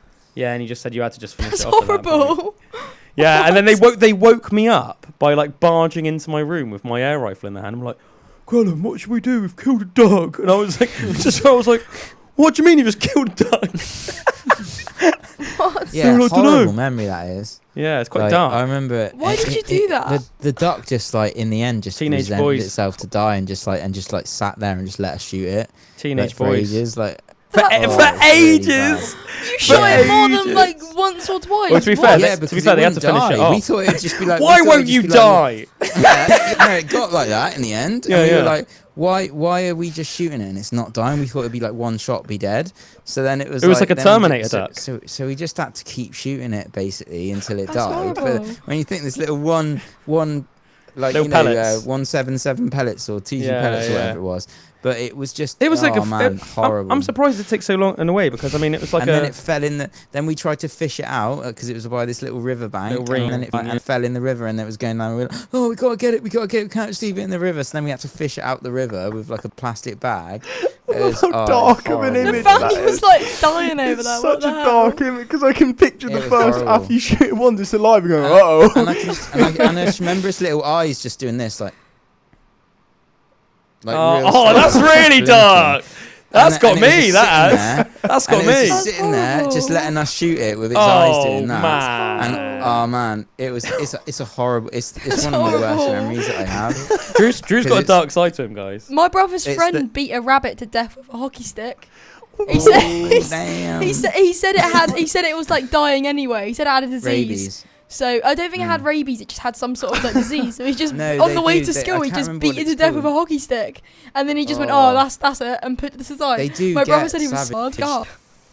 That's mental. Yeah, these rabbits. There's some round by us, and they've got this weird disease. And I'm like, oh, nice rabbit. I'll film it with my camera, and like I've got quite a long. Is it like the rabbit from Monty Python? I zoomed right in. So the rabbit. It was all its eyes were like had flies all stuck to its eyes, and they were all flying around it. And it was like, yeah, and I can't remember myxomatosis. That's what it's called. What they get. So you have to mercy kill them. You had to get out the hockey stick, man. That's quite like it was a farmer friend beating it to death with a hockey stick. Never kill anything again. Surely one good swing is all it should take. No, he just flipping. Like what? Repeatedly. I think you should like step. My brother came back from school and gently, so it's like he just killed a bunny in front of me. And then you know, it's such a different image, like the in-betweeners when Neil punches that fish to death. That's almost what I'm getting with like all these stories. It's just like you have to kill it now. You've got a fish story as well, Drew, haven't you? Oh God. Fish man. Oh yeah, when I was all these animals. I was a real little kid, like when I was really like not like 8 or 9. Yeah. And young men are gruesome. Young boys. Oh man, savage, right? So there's. I like to say, I like to point out though, fish and frogs. Even regardless of my freaking what I was saying earlier on, I did not do anything like that. I didn't do anything like this. There's no stories that I have like that. I remember being like to the guys. I remember being like, "Why did you do that?" Oh my God. They say about like serial killers and how they treat animals. Like, and I love animals. Is this you like coming out? And stuff. Is this you coming out? And, but when how many of you killed? That dark. The fish. So we were at this place called So I mean, dark side. Called Akbar Park, right? Which is when I lived up north still. Park, more like. With your freaking actions. It's called Akbar Park, and I was catching these little fish with a net, and then I was like putting them on the side, and then I was like cutting them in half and stuff with my little knife or not. Like a psychopath. Almost do biology with them, and then there was also I got these little frogs, baby frogs, right? And then there was just a sink, and I filled the sink up with hot water. I remember this. And I had my hand out, and the little frogs went, and they jump out of my hand into the hot water, and like as soon as they hit the hot water, the frogs would just go. They'd starve, and they'd just be dead. But like just all their limbs would like go out. And they just instantly like do that. You're like a psychopath. How savage is that? What? I really can't believe that. I think I did that. I feel like one of my roles, in hindsight, I think one of my roles in school, I feel like even though I might potentially have been the most testosterone fueled out of all of us at that time, at least, I feel like my role almost partly was to just try and keep everyone in check. Do you know what I mean? I feel like I was almost like, if Calum thinks this is unreasonable, it's unreasonable. I feel like that was like my role. Do you know what I mean? Like Calum's the litmus test. Do you know what I mean? If Calum thinks it's outrageous, we've definitely gone too far. No. Stop him from killing random animals. Yeah. Oh my God! I never knew this was a thing. I don't even know anyone with any stories like that apart from Drew. Mate, we had a very. It's savage because I've probably not told anyone about that, but just like live on air. Yeah. How messed up I was when I was a kid. Oh my God. Yeah, to be fair, I didn't realise this was a thing. We had a very unique and hilarious friendship group. I'm not saying that those stories are hilarious, but what I'm getting at is, I feel like our friendship group had a high propensity for outrageous acts / stories. You know, when you think of what Jake Harden was like. And then, you know what I mean? It's like, Josh is a real big character, but Josh was like chill. On the other side. The duck's going to come back for you. I wonder what because there must be karma for that stuff. Like I would never hurt another animal now. You know, but like, unless you were going to eat it, like hunting, which is different. It's different. As I said, it's sustenance. It's not killing for joy. It's killing for food chain nature. The same way that you would understand. And I didn't even get any joy out of that. Like, it's not like I was like, it was almost like curiosity, which is weird. Yeah. It was like, do you know what I mean? Like, I understand. I understand. It's like in your mind, you weren't thinking this is an animal that might die. You were thinking, what will happen if I do this? Yeah. And it's only really with a more mature mind that you can think, well, obviously it's going to die. But like, as like an 8-year-old lad, you don't necessarily think that, you know. And it's that value of life of animals. Like, you think you're so different to an animal when we're just animals as well. But like, do you know what I mean? Like, there's such a different. Different. I mean, there's people like do stuff like that to themselves as well, don't they? I remember being in school and like one of the, like, I guess, challenges sort of thing would be like the salt and ice challenge. Do you ever do that? Oh yeah. No, what's that? It would be like people would get like an ice cube and then put like a bunch of salt in their hand and like squeeze it, and it would like the salt would like burn the skin off your hand, and you would get like 3rd-degree burns or something on your hand. What? Just from putting salt in an ice cube? Yeah. Because I'm pretty sure that's yeah. What, is it like a chemical reaction in the ice? I think so. Yeah. I didn't know that was a thing. But loads of people would do it, and then they would have like actual scars from like the salt and the ice. And I remember thinking at the time, I was like, why do you do that? Kids do mental stuff. Yeah. Why would you do it to yourself as well? Exactly. It's almost like the curiosity just takes over, and you feel like you have to. I did try it though, to be fair, and it didn't work. But I think that's because I didn't put enough salt in my hand. I put like a little bit of salt and then this really small ice cube, and I tried. It didn't work. Yeah, I remember like. Yeah, I remember doing like some dumb stuff, but like, you know, I remember like jumping off like the parish roof in Wemden because some kid dared me to do it. It was a couple of years older than me, and it was like onto concrete, and it must have been at least a 10-foot drop. And I think back on that now and think, man, I'm so lucky I didn't just like break both my legs. I remember it really hurt my knees, but you know how like rubbery your bones are and how like almost like immune to injury you are when you're a kid. I think that's the only thing that saved me. If I tried to do that nowadays, if I went back to the same building and did it now, I guarantee you I'd just break both my legs.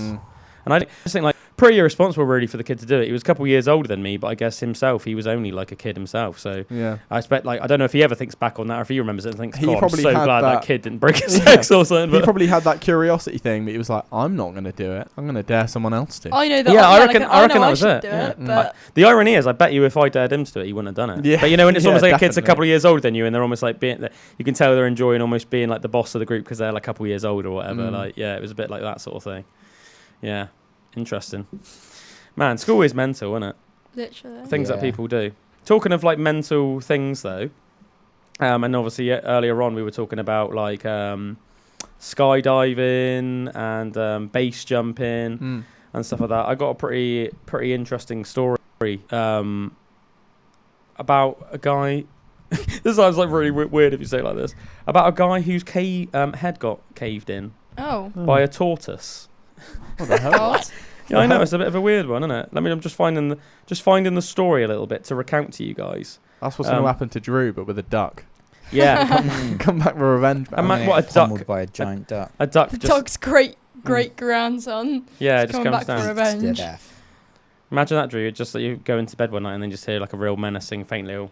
Yo, my great granddad. And then you like look in the corner and there's just a little demon duck.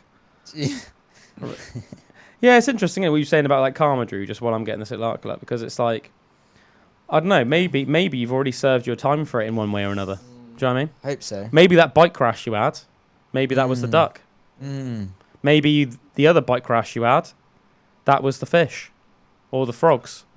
You know? I definitely believe in karma. Yeah. I do. It's the same reason that I would like, I mean, I would do it anyway, but it's part of the reason why if I was like walking the dog, I would always pick up its poo. Put it away. Or like, because I'd be like, if I don't, I'm gonna step. I tell you one thing that really bugs me, which I would always do: put your trolley back in the supermarket. Yeah. Yes. I can't. Do you know, my dad did that the other day. He put it in the parking space next to me, and I said, "Don't do that." And I got out of the car and put it back.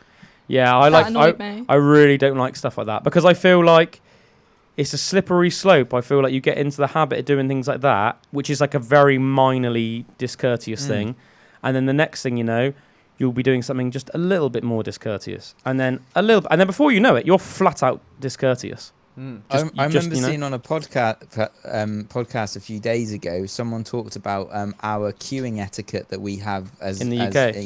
In the UK, and how important that is, like as a little gesture of society, like that's something that we do with our culture, and how it was talking about immigration and stuff, and how some places like they just don't have that. They'll just try and barge in at the same time, like cut the queue things and like that, and it's like we just wouldn't do that. It's that little unwritten rule that we have. British manners, and it's like society is almost built on those little gestures sometimes, or in our when you're like, wave your Yeah, hand. that's what we were saying earlier about like good. at crossings. We were saying. Yeah, funnily enough, Images saying earlier on, was it your boyfriend or your brother got annoyed in Spain? My boyfriend was getting annoyed that nobody was like when you were going across crossings, like putting their hand up to say thank you. Or whatever. Like he was getting really annoyed. He was like, "Well, they're British because they're doing it, so why can't they do it? It's not that hard."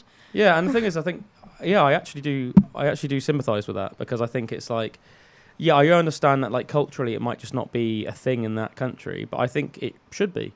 I think their society would. Courtesy. Yeah, I think their society would probably benefit from it. And don't get me wrong, I'm sure our society could benefit from lots of things that other cultures do as well. So I'm not saying like we're the be all and end all. But what you say, man? Tagine. Yeah, our culture could benefit from tagine. Yeah, for sure. But this guy, this Greek guy in 458 BC, Greek tragedian Aeschylus passed away when an eagle, mistaking his bald head for a rock, dropped a tortoise on it, intending to break the shell. The impact killed him instantly. Imagine that, just walking along, dropped from a big and then height. a tortoise just drops on your head from such a height that just caves in your skull and you just die. So would you say the eagle killed him then? Because the eagle dropped it. The eagle. Well, I guess the eagle and the tortoise. It depends. I'd say the eagle killed him via the tortoise. Yeah, a bit like how someone would kill you via a gun. Yeah. So like both are true. The gun killed him. I wonder if the tortoise shell. No, it probably wouldn't have broken. I don't reckon it did. The skull broke. But yeah, it's interesting. I mean, it makes sense that. Do you reckon the tortoise was dead? I reckon it might have been dead by the time it hit the floor, but I don't know if the shell would have. The eagle might have had to pick it up again, or maybe it just ate the insides of the man's brain after that. I don't know. Who knows? Yuck. But that's quite a savage way to go, isn't it? Yeah. Good aim though. Yeah. I wonder if that's happened more than once in the whole history of the world. Oh, I reckon that's pretty mental, isn't it? That's quite unique, but I reckon there is, isn't it? There's always that lottery winner's chance of something, isn't there? Something like mental happening. Talking about that, do you know what I think? This is an interesting fact, isn't it? That the moon is exactly 1/400th the size of the sun, but also 1/400th the distance from Earth, resulting in the moon and the sun being exactly the same size down to the millimetre to us in the sky. A coincidence which is not shared by any other known planet-moon combination. Oh, that's cool. That's why I don't think it's a coincidence. Do you actually not? Drew? That's when I heard that, like, for the first time. Yeah. That's just mad, isn't it? It is mad. The actual location of it. Yeah. You know, it's almost like, because if you think about like if things, technology, what it could get to in the future for us, like you would probably be able to move planets and stuff, and maybe it was put there. It's quite interesting that would be the case. Do you know what I mean? It does seem like a mad coincidence, but I guess it's just like, the argument to that would be is the universe obviously is like infinitely vast. So because it's so infinitely vast, like even regardless of how improbable that is, it's got to happen somewhere. And because that is so crucial in the development of like all organic species on the planet, like all life essentially, it seems weird to us because we can document it. But the only reason we can really document it is because we do have the moon and the sun in the perfect spaces. Do you know what I mean? So in that regard, that makes me think that it might be an intelligent, like a reason that it was put there, because that is the reason that life can thrive in the way it can. Yeah. Because of the distance. And do you know what I mean? It's almost like, it certainly gets you thinking, doesn't it? Certainly gets you thinking. What are the chances of? I know people have hypothesized before, haven't they? The chances of intelligent life developing, and it's a crazy number. While you're getting more stuff up, man, I'll have a little search and see if I can find it out. Right. It's mind blowing. I can see your face then, Nathaniel. I can see you were thinking about it before you said it. You were like deep in thought. Just to get you excited for your skydives, Bullwinkle. This is another skydiving tale. In 1999, both of skydiver Joan Murray's parachutes malfunctioned mid-fall, leaving her to free fall 15,500 feet above North Carolina. Miraculously, she survived. All right. Thanks to the fact that she landed directly on a mound of fire ants.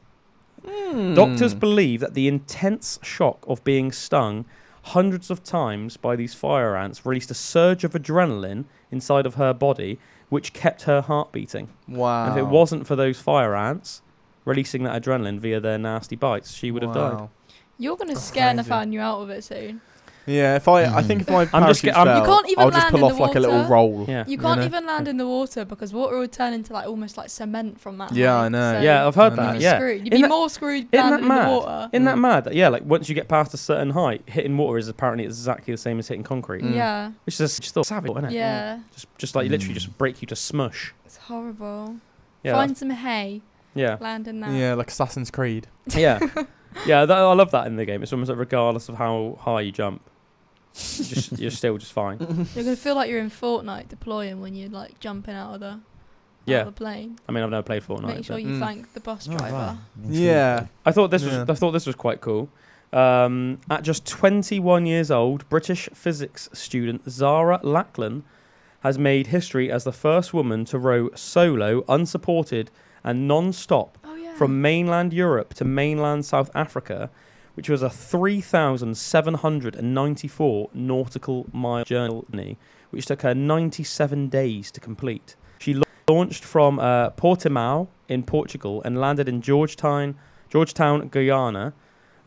During her row, she faced towering storms, blistering heat, and sharks tailing her boat. Weeks of sleep deprivation brought hallucinations in the middle of the ocean, while injuries from the constant rowing pushed her to the edge of human capability. Yet mile after mile, she kept going entirely alone on the open ocean. When she finally reached South America, Zara didn't just finish the crossing, she secured 3 Guinness World Records: first woman to complete the route solo, youngest person to row it, and fastest solo row from Europe to South America. Wow. Friend of the pod. About that. Cool. Friend of the pod. That's so cool. That is amazing. I wonder what her hallucinations were in the middle of the sea. That would be mad. I might try and find her online and see if she wants to come on as a guest. When you said that that would be insane. She went through like a scorching heat or whatever it was, it was just reminding me of Prince Charming from Shrek when he goes, "I've been through blistering deserts, whatever it is." And I was just thinking of that then.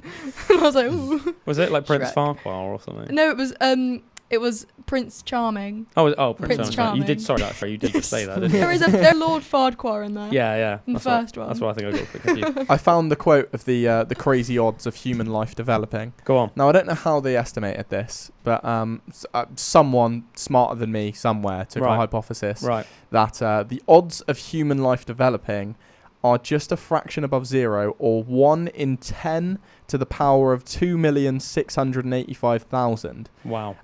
To put that in a way that we can understand, that probability is the same as if you handed out 2 million dice, each dice with 1 trillion sides, then rolled all 2 million of those dice at one time and had them all land on 439,505,270,846. Wow.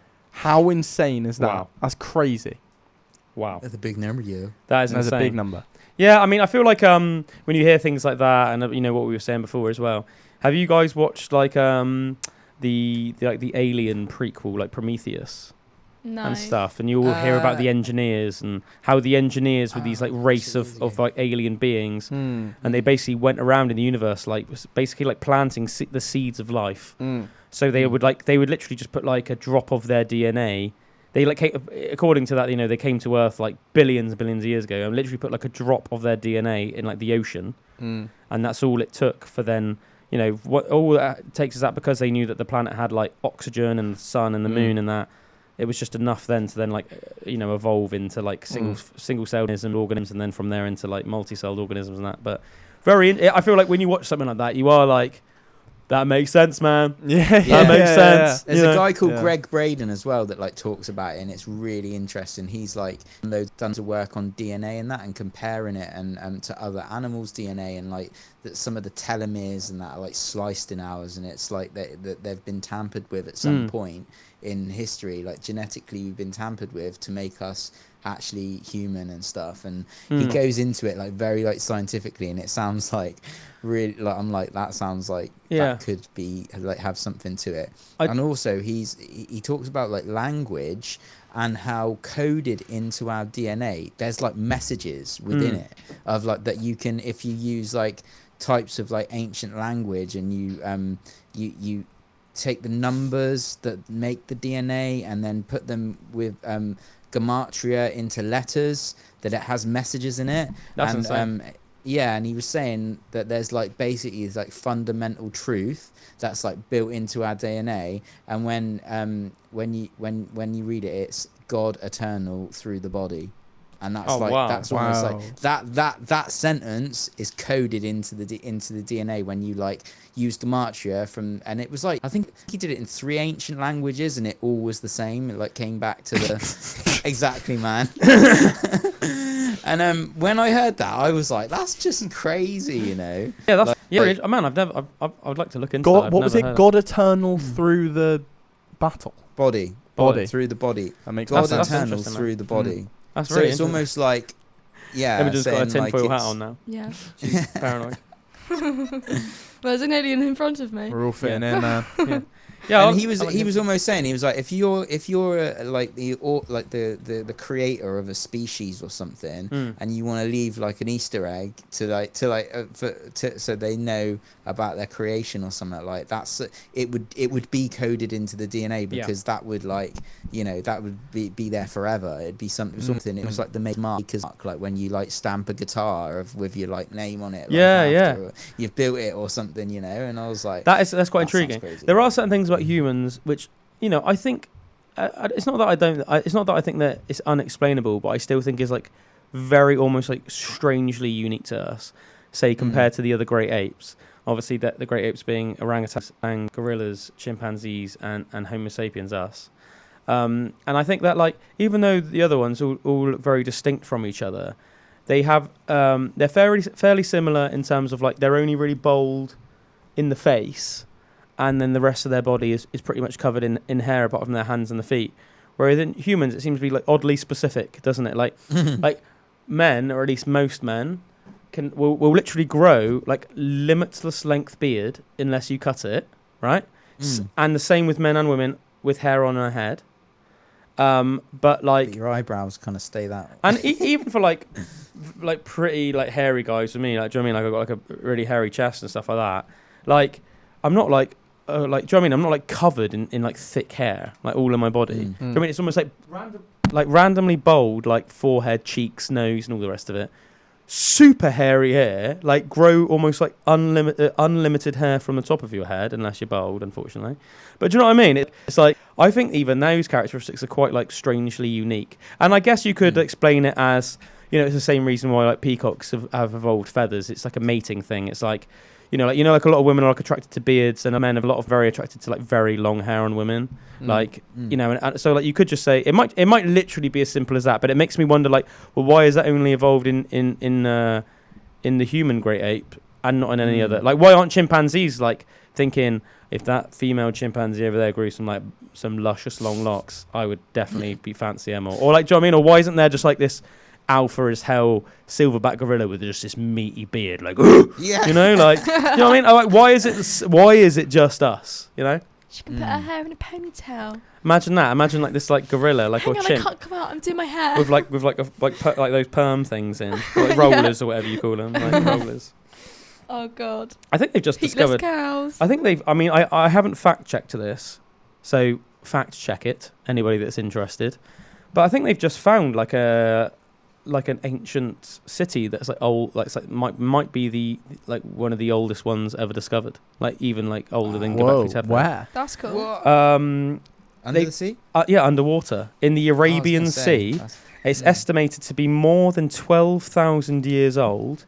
This makes it one of the oldest settlements on the planet, older than the Harappan civilization, and older than, you know, the forming of the or the building of the Egyptian pyramids, as far as we know. The city ruins were found at a depth of 40 meters near the coast of Gujarat. Using underwater drones and sonar, researchers identified unusually precise rectangular and circular platforms, street-like lines, and structures resembling city squares. According to experts from India's National Institute of Oceanography, the structures are clearly of artificial origin. Their symmetry and geometry rule out natural formation. Scientists believe the ancient settlement was submerged as a result of rising sea levels after the last ice age, which means, of course, that this was a pre-ice age city. Whoa. This discovery could radically change our understanding of the development of civilization across Asia and across the planet.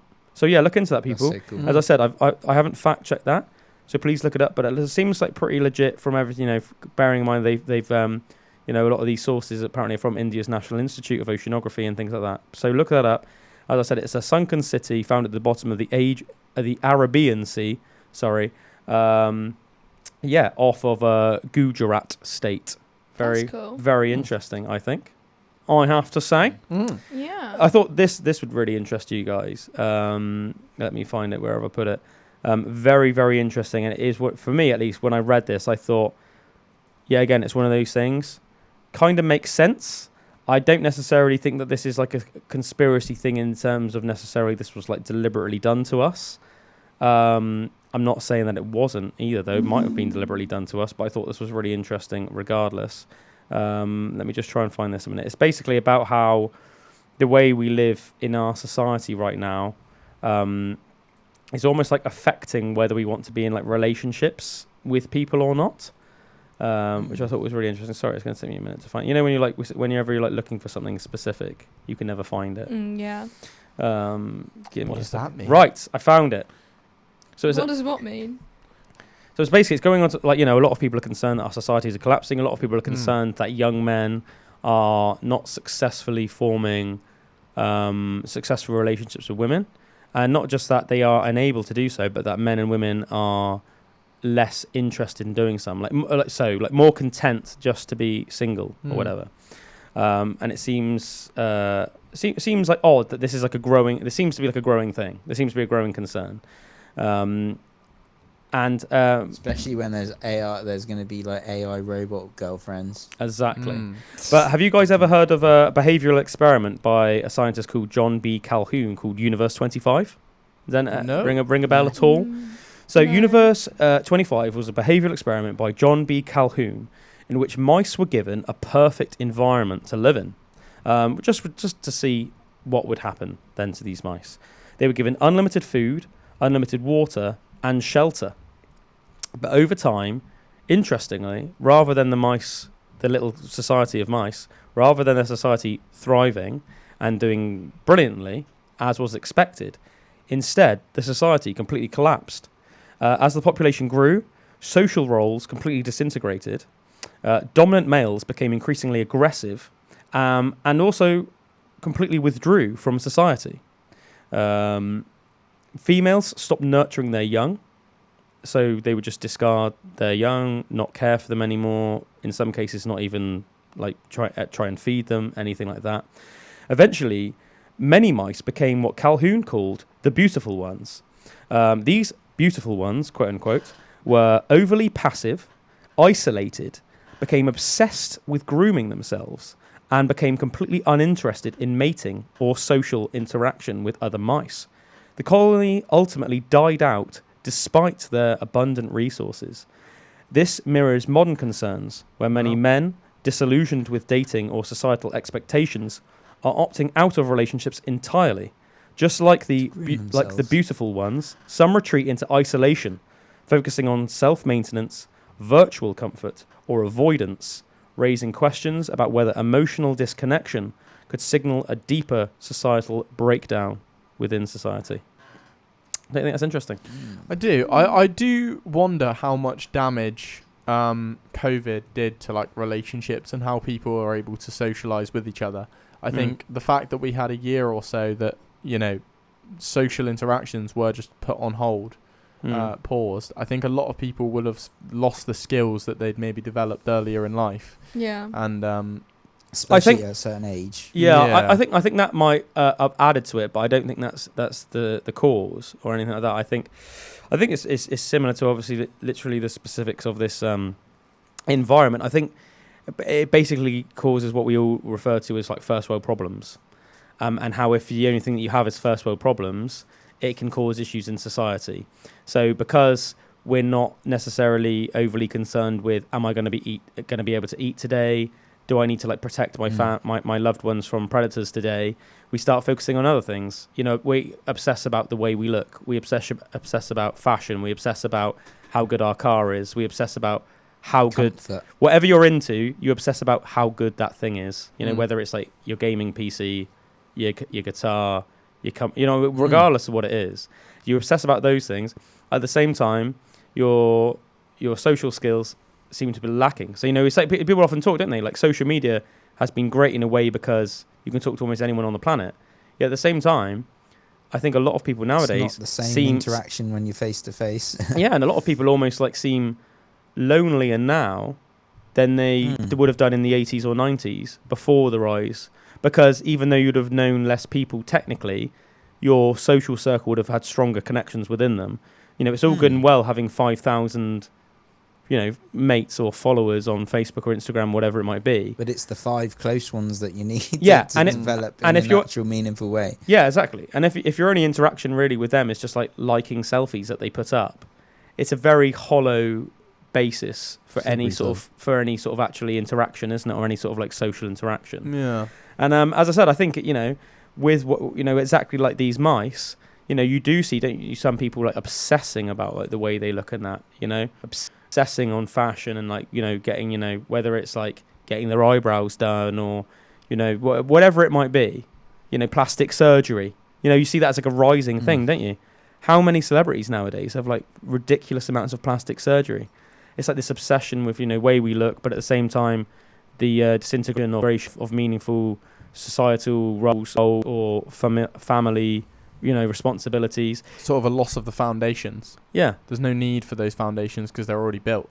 Yeah. You know what I mean? Interesting how it said that the dominant males as well just tended to become more aggressive, but then socially disconnected. Isolated. They just became isolated and just like almost like cut themselves off from society and were just almost like these really aggressive, weird loners. Isn't that strange? But I mean, I guess you could even say that mirrors like maybe society in some ways. You know? Definitely. You know? Definitely.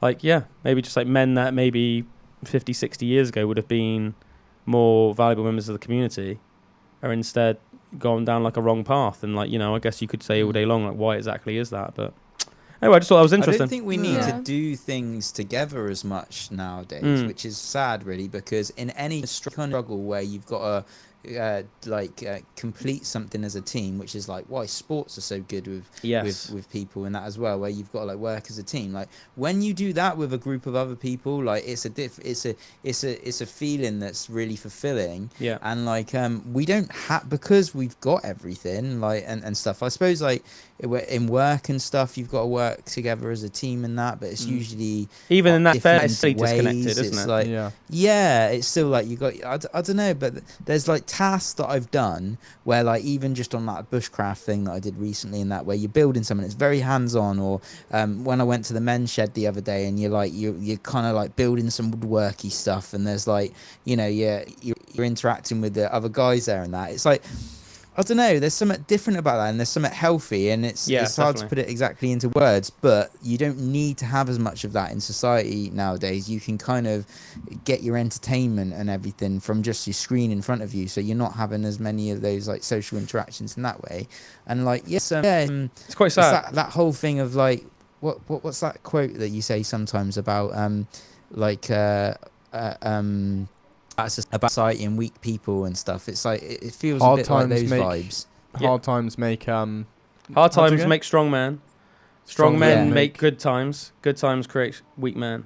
Weak men create hard times. Definitely, and it kind of feels like that. And we're in the Yeah, no, definitely. I really felt like, I think that's one of the nice things you said, Drew, about sport, and I thought that's nice. One thing I miss about playing rugby, and I'm sure you miss about playing like cricket and stuff. Man, this is what I was going to add. I can't wait. When I go to Australia, I think I'm going to join a cricket team. Yeah. Because, and I was saying this to my friend the other day, there's not really any points in my life. Like, there are things that you're relied on in work. Yeah. But it's not in the same sense of sport where, like, if the team not in the needs moment you and you walk up with a ball, or say you're playing football, you walk, you know, you've got the ball and you're about to shoot, your people are relying on you, and that's something that I think we need as people. Yeah, and that's something I can't wait to experience again. Exactly. Yeah. Yeah. 100%. And I think I really experienced that when I fished my shark last week in the Isle of Man. You know, Sorry, was my mic on then? Did you hear me then, Drew? Yeah.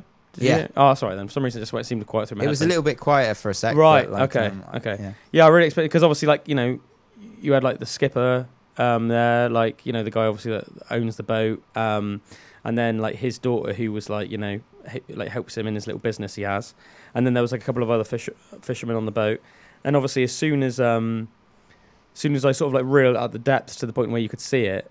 Or I think even by the time people could see how much I was like straining, everyone was like getting excited. Do you know what I mean? Because they were like, "This is obviously something really big." All hands on deck. Yeah, because obviously I was like working really hard, and then as soon as it came out from the depths and you could actually like see it for the first time, everyone was like, "Oh, shark!" And then once you like netted it and like got it on the boat, mate, everyone was like elated. How big was the net? Yeah, everyone. It was a big old net, man. Yeah, I bet. With it was like thick netting. Do you know what I mean? It wasn't just like a little. It wasn't like That's a carp. so cool. It wasn't like a crab in one. No. It was like rope. You wouldn't fit it in there. It was like basically like rope. Yeah. The net was freaking huge. But like everyone on the boat was like elated, and it was amazing. Like everyone was like just so happy. I thought that was such like an adrenaline like rush. Oh man, yeah. I loved it. I'm still a bit buzzed. Still reeling off it. I was like so buzzing it on the day, buzzing about it on the day. But then even for like a couple of days afterwards, I was like still buzzing. I had residual buzz, you know. It just felt like such like an amazing, almost like primal thing to do. Man. But like so fun. And as you said, Drew, it was like that. You know how. You know, just like whether it was like you at that workshop, Drew, it was like that, like sharing that experience. Yeah. And like just doing it, you know, like sharing the experience and. Yeah, check that out. Look at the size of that. Yeah, man. Taupe shark. Were you worried that was gonna like shake out your arms? I pinned that MFer, man. I had him like this because mate, it did keep trying to bite us.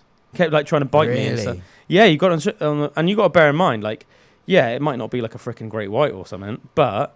It just has rows of completely sharp teeth. And is it a relative of the great white? Yeah, it looks. I mean, in similar. so much as that it's a shark, but I don't. Because I know there is certain types of sharks. Mako, that are like Mako, poor beagle, and salmon sharks are the most closely related whites. Didn't get round to asking him who his uncle was, but yeah, but who he was related to. Like the skipper was like, "Yeah, mate, be careful because that will have your hand off." Like, you know. Like, you know, if it gets a chance, he was like that. If it gets a chance, it'll get your hand off. And like end up like Captain Hook. Yeah, like when it was on the ship, like before, obviously I picked it up. Like, yeah, well, you know, you have to sort of like pin it down because otherwise it will start. It was like it was going like any chance I got, it was like sort of turning around, like turning to you and like trying to bite. I got you. And I was like, yeah. So I like when I picked it up to like pose for a picture, because the skipper was like, "Do you want to pose for a picture with it?" And I was like, "Hell yeah!" But he was like, "Right, just be careful, all right." And I was like, "Yeah, man." And he was like, yeah. He was like, it's a good thing you're a big. You're a good thing you're a big fella. He was like, a lot of people wouldn't be able to pick that thing up. And I was like, yeah. I was like, coming handy moments like this. I'm lifting all the time. Yeah, man, it was freaking. It was heavy. You know, I mean, it was like, it was heavy, dude. You know, it was like about as heavy as it looks, I guess. Do you know what I mean? You know. Did you when you had it up? Did you like drop it back down on the ship, or did you put it back in the water then? I'm just trying to think about which way round. I think I might put it back in the sea like straight away from that. Yeah, I think I can't remember if I can't remember. I can't even pick up a carp because you have to be obviously you can't keep them out of the water too long because it will die. Yeah, you know. So you have to be quite an efficient operation. It was quite interesting that we ended up having to like the way that the shark had got caught. Because it's really I love the whole way you do it as well on like a day's fishing like that. So like for people that don't know, so at first basically you do you got with like deep sea like that fishing that you've got like a weight on your line, and you basically you go out and you drop the line to the seabed, and you can literally feel the clunk of like the weight hitting the seabed. So you're fishing nice and deep, and then so you've got like, your weight there, and then at first you've just got like some lures, and the lures will catch some mackerel. And if you hit like a school of mackerel, you're going to probably catch quite a few mackerel if you're lucky.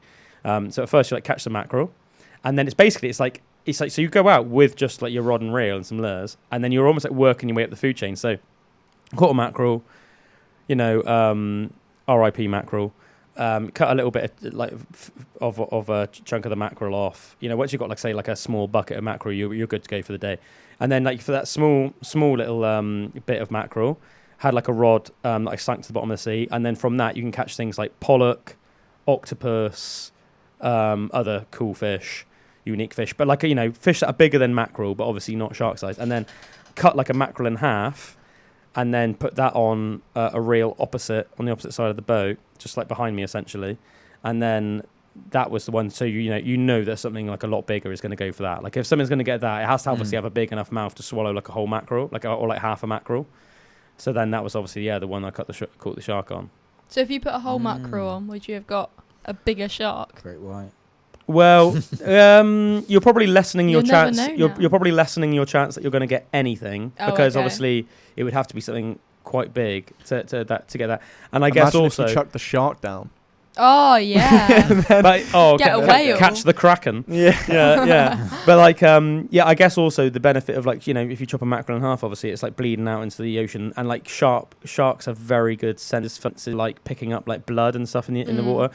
So it's almost like a homing beacon for any big predator. Whereas I guess it's less likely that that's going to happen if you just chuck in like just a whole mackerel, But yeah, man. What did you say about his hook as well? Like, So like the way it almost like swallowed the mackerel, and the hook had got put in its mouth like really deep. So it wasn't like almost like they didn't really have lips, but just for ease of imagery, it wasn't like in its lip or like the edge of its mouth, which would have been so you'd have been able to get it out from the outside without putting your hand in. And obviously you do not want to put your hand in because it was goodbye hand. So the way it was, we ended up having to like cut the line on the outside. And then like pull like the hook through like from like basically like letting it almost like the hook like fall out and cutting the line from the outside because it was like in a really weird way. It's like the only way that we could have done it. You know what I mean? But that's good that you got it out still. Yeah, still got it out. Yeah, and like the company was really ethical as well. They work with like the Manx Wildlife Trust, and they like they like tag the sharks and that to monitor them, and they monitor all like the dolphins and whales along the Manx coastline and everything like that. So it's all ethical. Like a couple of people I've shown the picture to were like, did you kill the shark? And I'm like, no, I didn't kill the shark. Like you're allowed to take as many mackerel home as you want because mackerel aren't even like close to being in danger. Yeah, there's an abundance of mackerel, so you can take as many mackerel as you want. And then I think you're allowed like 1 or 2 pollock a day or something like that. Do you know what I mean? It's all worked out, So you're not allowed to catch anything that's going to affect like their breeding and the ecosystem or anything like that. Some things you catch is strictly catch and release. Other things, you're allowed, as I said, like mackerel, you can catch them as much as you want. Pollock, it's like a couple a day or something like that. But it's all done like ethically, Yeah, it's how you want it. Good times. Good times. Just like Emerson's show. Yeah. We had some good times. Hell yeah. Right, should we leave it there, guys? Oh man. Is it expired saying Bullwinkle? Bullwinkle, do you want to say anything? Final words. If you leave me now, take away the what do I want my final words to be on the pod for a little while? Stay safe. Bye-bye. Stay safe. Yes. You should still do it from every now and again because, like, man. If we record it at like 12 midday, say, what will it be in Australia? Like 7 p.m. Man, I'll be awake, I'm sure. It'll be like night owls. It'll be like 6-7 p.m. the next, right? Stay. Yeah, something like that. So you'll be in the future. Because I will. Isn't Australia something like 30 hours ahead of us? Yeah, you guys will have to ask me what's going on the next 7 hours. Put your bets on. Yeah, because I always think it's like mad, isn't it? On like New Year's Day. Sorry, not New Year's Day. New Year's Eve. You'll like wake up, and then if you're like randomly, you'll see on like YouTube or on the news or something. It's like, oh yeah, and this is like Australia celebrating New Year's like last night, and you're like, it's a bit weird. It always seems a bit weird. Do you know what I mean? Or Christmas. It's like the Christmas ones that freak me out. Yeah. I mean, hopefully I'll have some cool stories to tell from my adventures and stuff, so I can just hop in here and there and tell a story or two. Yeah, man. Yeah. So that should be pretty cool. You're going to catch an even bigger shark just to annoy Calum. Yeah, no. Catch the Kraken, I genuinely wouldn't be annoyed. I'd be like, that's cool, man. I think that's cool. I'd just be like, fair shout. Yeah, man. I'm hoping to see like a tiger or something. Maybe I'll try and catch one of them. Yeah, it would inspire me to just want to go out and catch something else. Yeah, one up it. Catch a tarantula. Yeah, don't bring it back though. That'd be a bit of a gross thing to catch, wouldn't it? Yeah, I'm hoping to see some cool animals. We were talking about going to Calsock, and there's like sun bears and giant monitor lizards. Koala. Yeah, not lizards, leopards and tigers. This is in Thailand, isn't it? In Thailand. Cobras. You're like koalas. No. Kangaroo. Wrong country. Yeah, one thing for sure, man. Both Thailand and Australia are mental animals. So yeah, man, that's definitely right. You know, some elephants as well. I'll get to feed some elephants or something. What do you reckon he wants as a pet? All of them. Yeah. I'd like a sun bear. Don't get a koala as a pet. Just get something as a pet. I'd like a sun bear. You know, that'd be quite animal. cool. That'd be quite cool, a sun bear. Yeah. You know what will happen if he gets a koala, don't you? Do you know, Imogen? Do they have like STDs or whatever? Yeah. Chlamydia, isn't it? That's it. Yeah. Yeah, they have the. My friend always said that chlamydia Did you not know like that, a great Drew? child name. No. Mate, koala bears have chlamydia, so you have to be really careful that they don't give you chlamydia, man. Is that where it came from? I don't know. Maybe. Yeah. But like monkeypox. Yeah. That even sounds What, did bad. monkeypox actually come from a monkey? Yeah. Oh my Same god, way that like that bird makes so flu much comes more from sense. birds. Yeah. Crazy, I isn't it? thought it was just like Cow a random disease. name, like you're just having like a random thing. No, it's do with an it's like animal. it jumped species and it's like super dangerous. Yeah. Mad, isn't it? Yeah, I don't so know why actually. isn't malaria like called like mosquito? Because I think mosquitoes like carry it rather than from cause the it. from the animals that they not sure. suck the blood from. Yeah, something like that. I don't know. That makes I sense. don't really know. But yeah, mental, isn't it? But yeah, we'll leave it there, folks. This is the Buy of Winkle. I literally started writing him a song. When was it? Well, I can't remember if it was yesterday or the night before, but I'm going to record a little song. I'm excited to hear it, man. I've not even heard any of it yet. I just know the title. I'll let you know what the title is. It's called This Ain't Goodbye, but it ain't see you later. But it also ain't see you later. That's what it's called. This ain't goodbye, but it also ain't see you later. So that's the little track. That's what the track's called.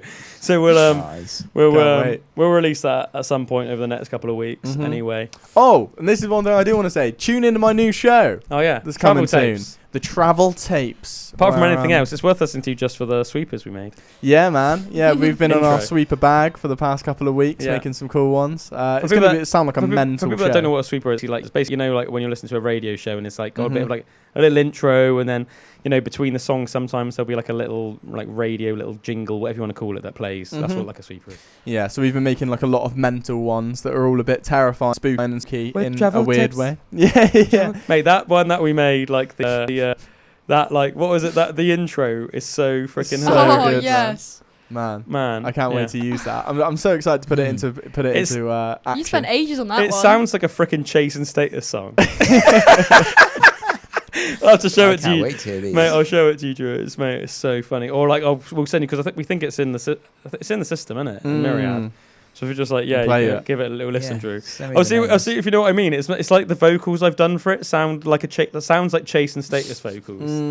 It's like, I've got no plans, and because it's like all like a bit like synthy and stuff. But yeah, guys. Anyway, you've been listening to Pandora's Box. If you don't already, please go give us a follow on Instagram, TikTok, Spotify, YouTube. Just look up Pandora's Box podcast. We'd appreciate comment, subscribe. Like all that stuff really helps us out. And we hope you have a lovely week. We shall see you next time. Bye-bye. And bye-bye to the Bullwinkle. Bye.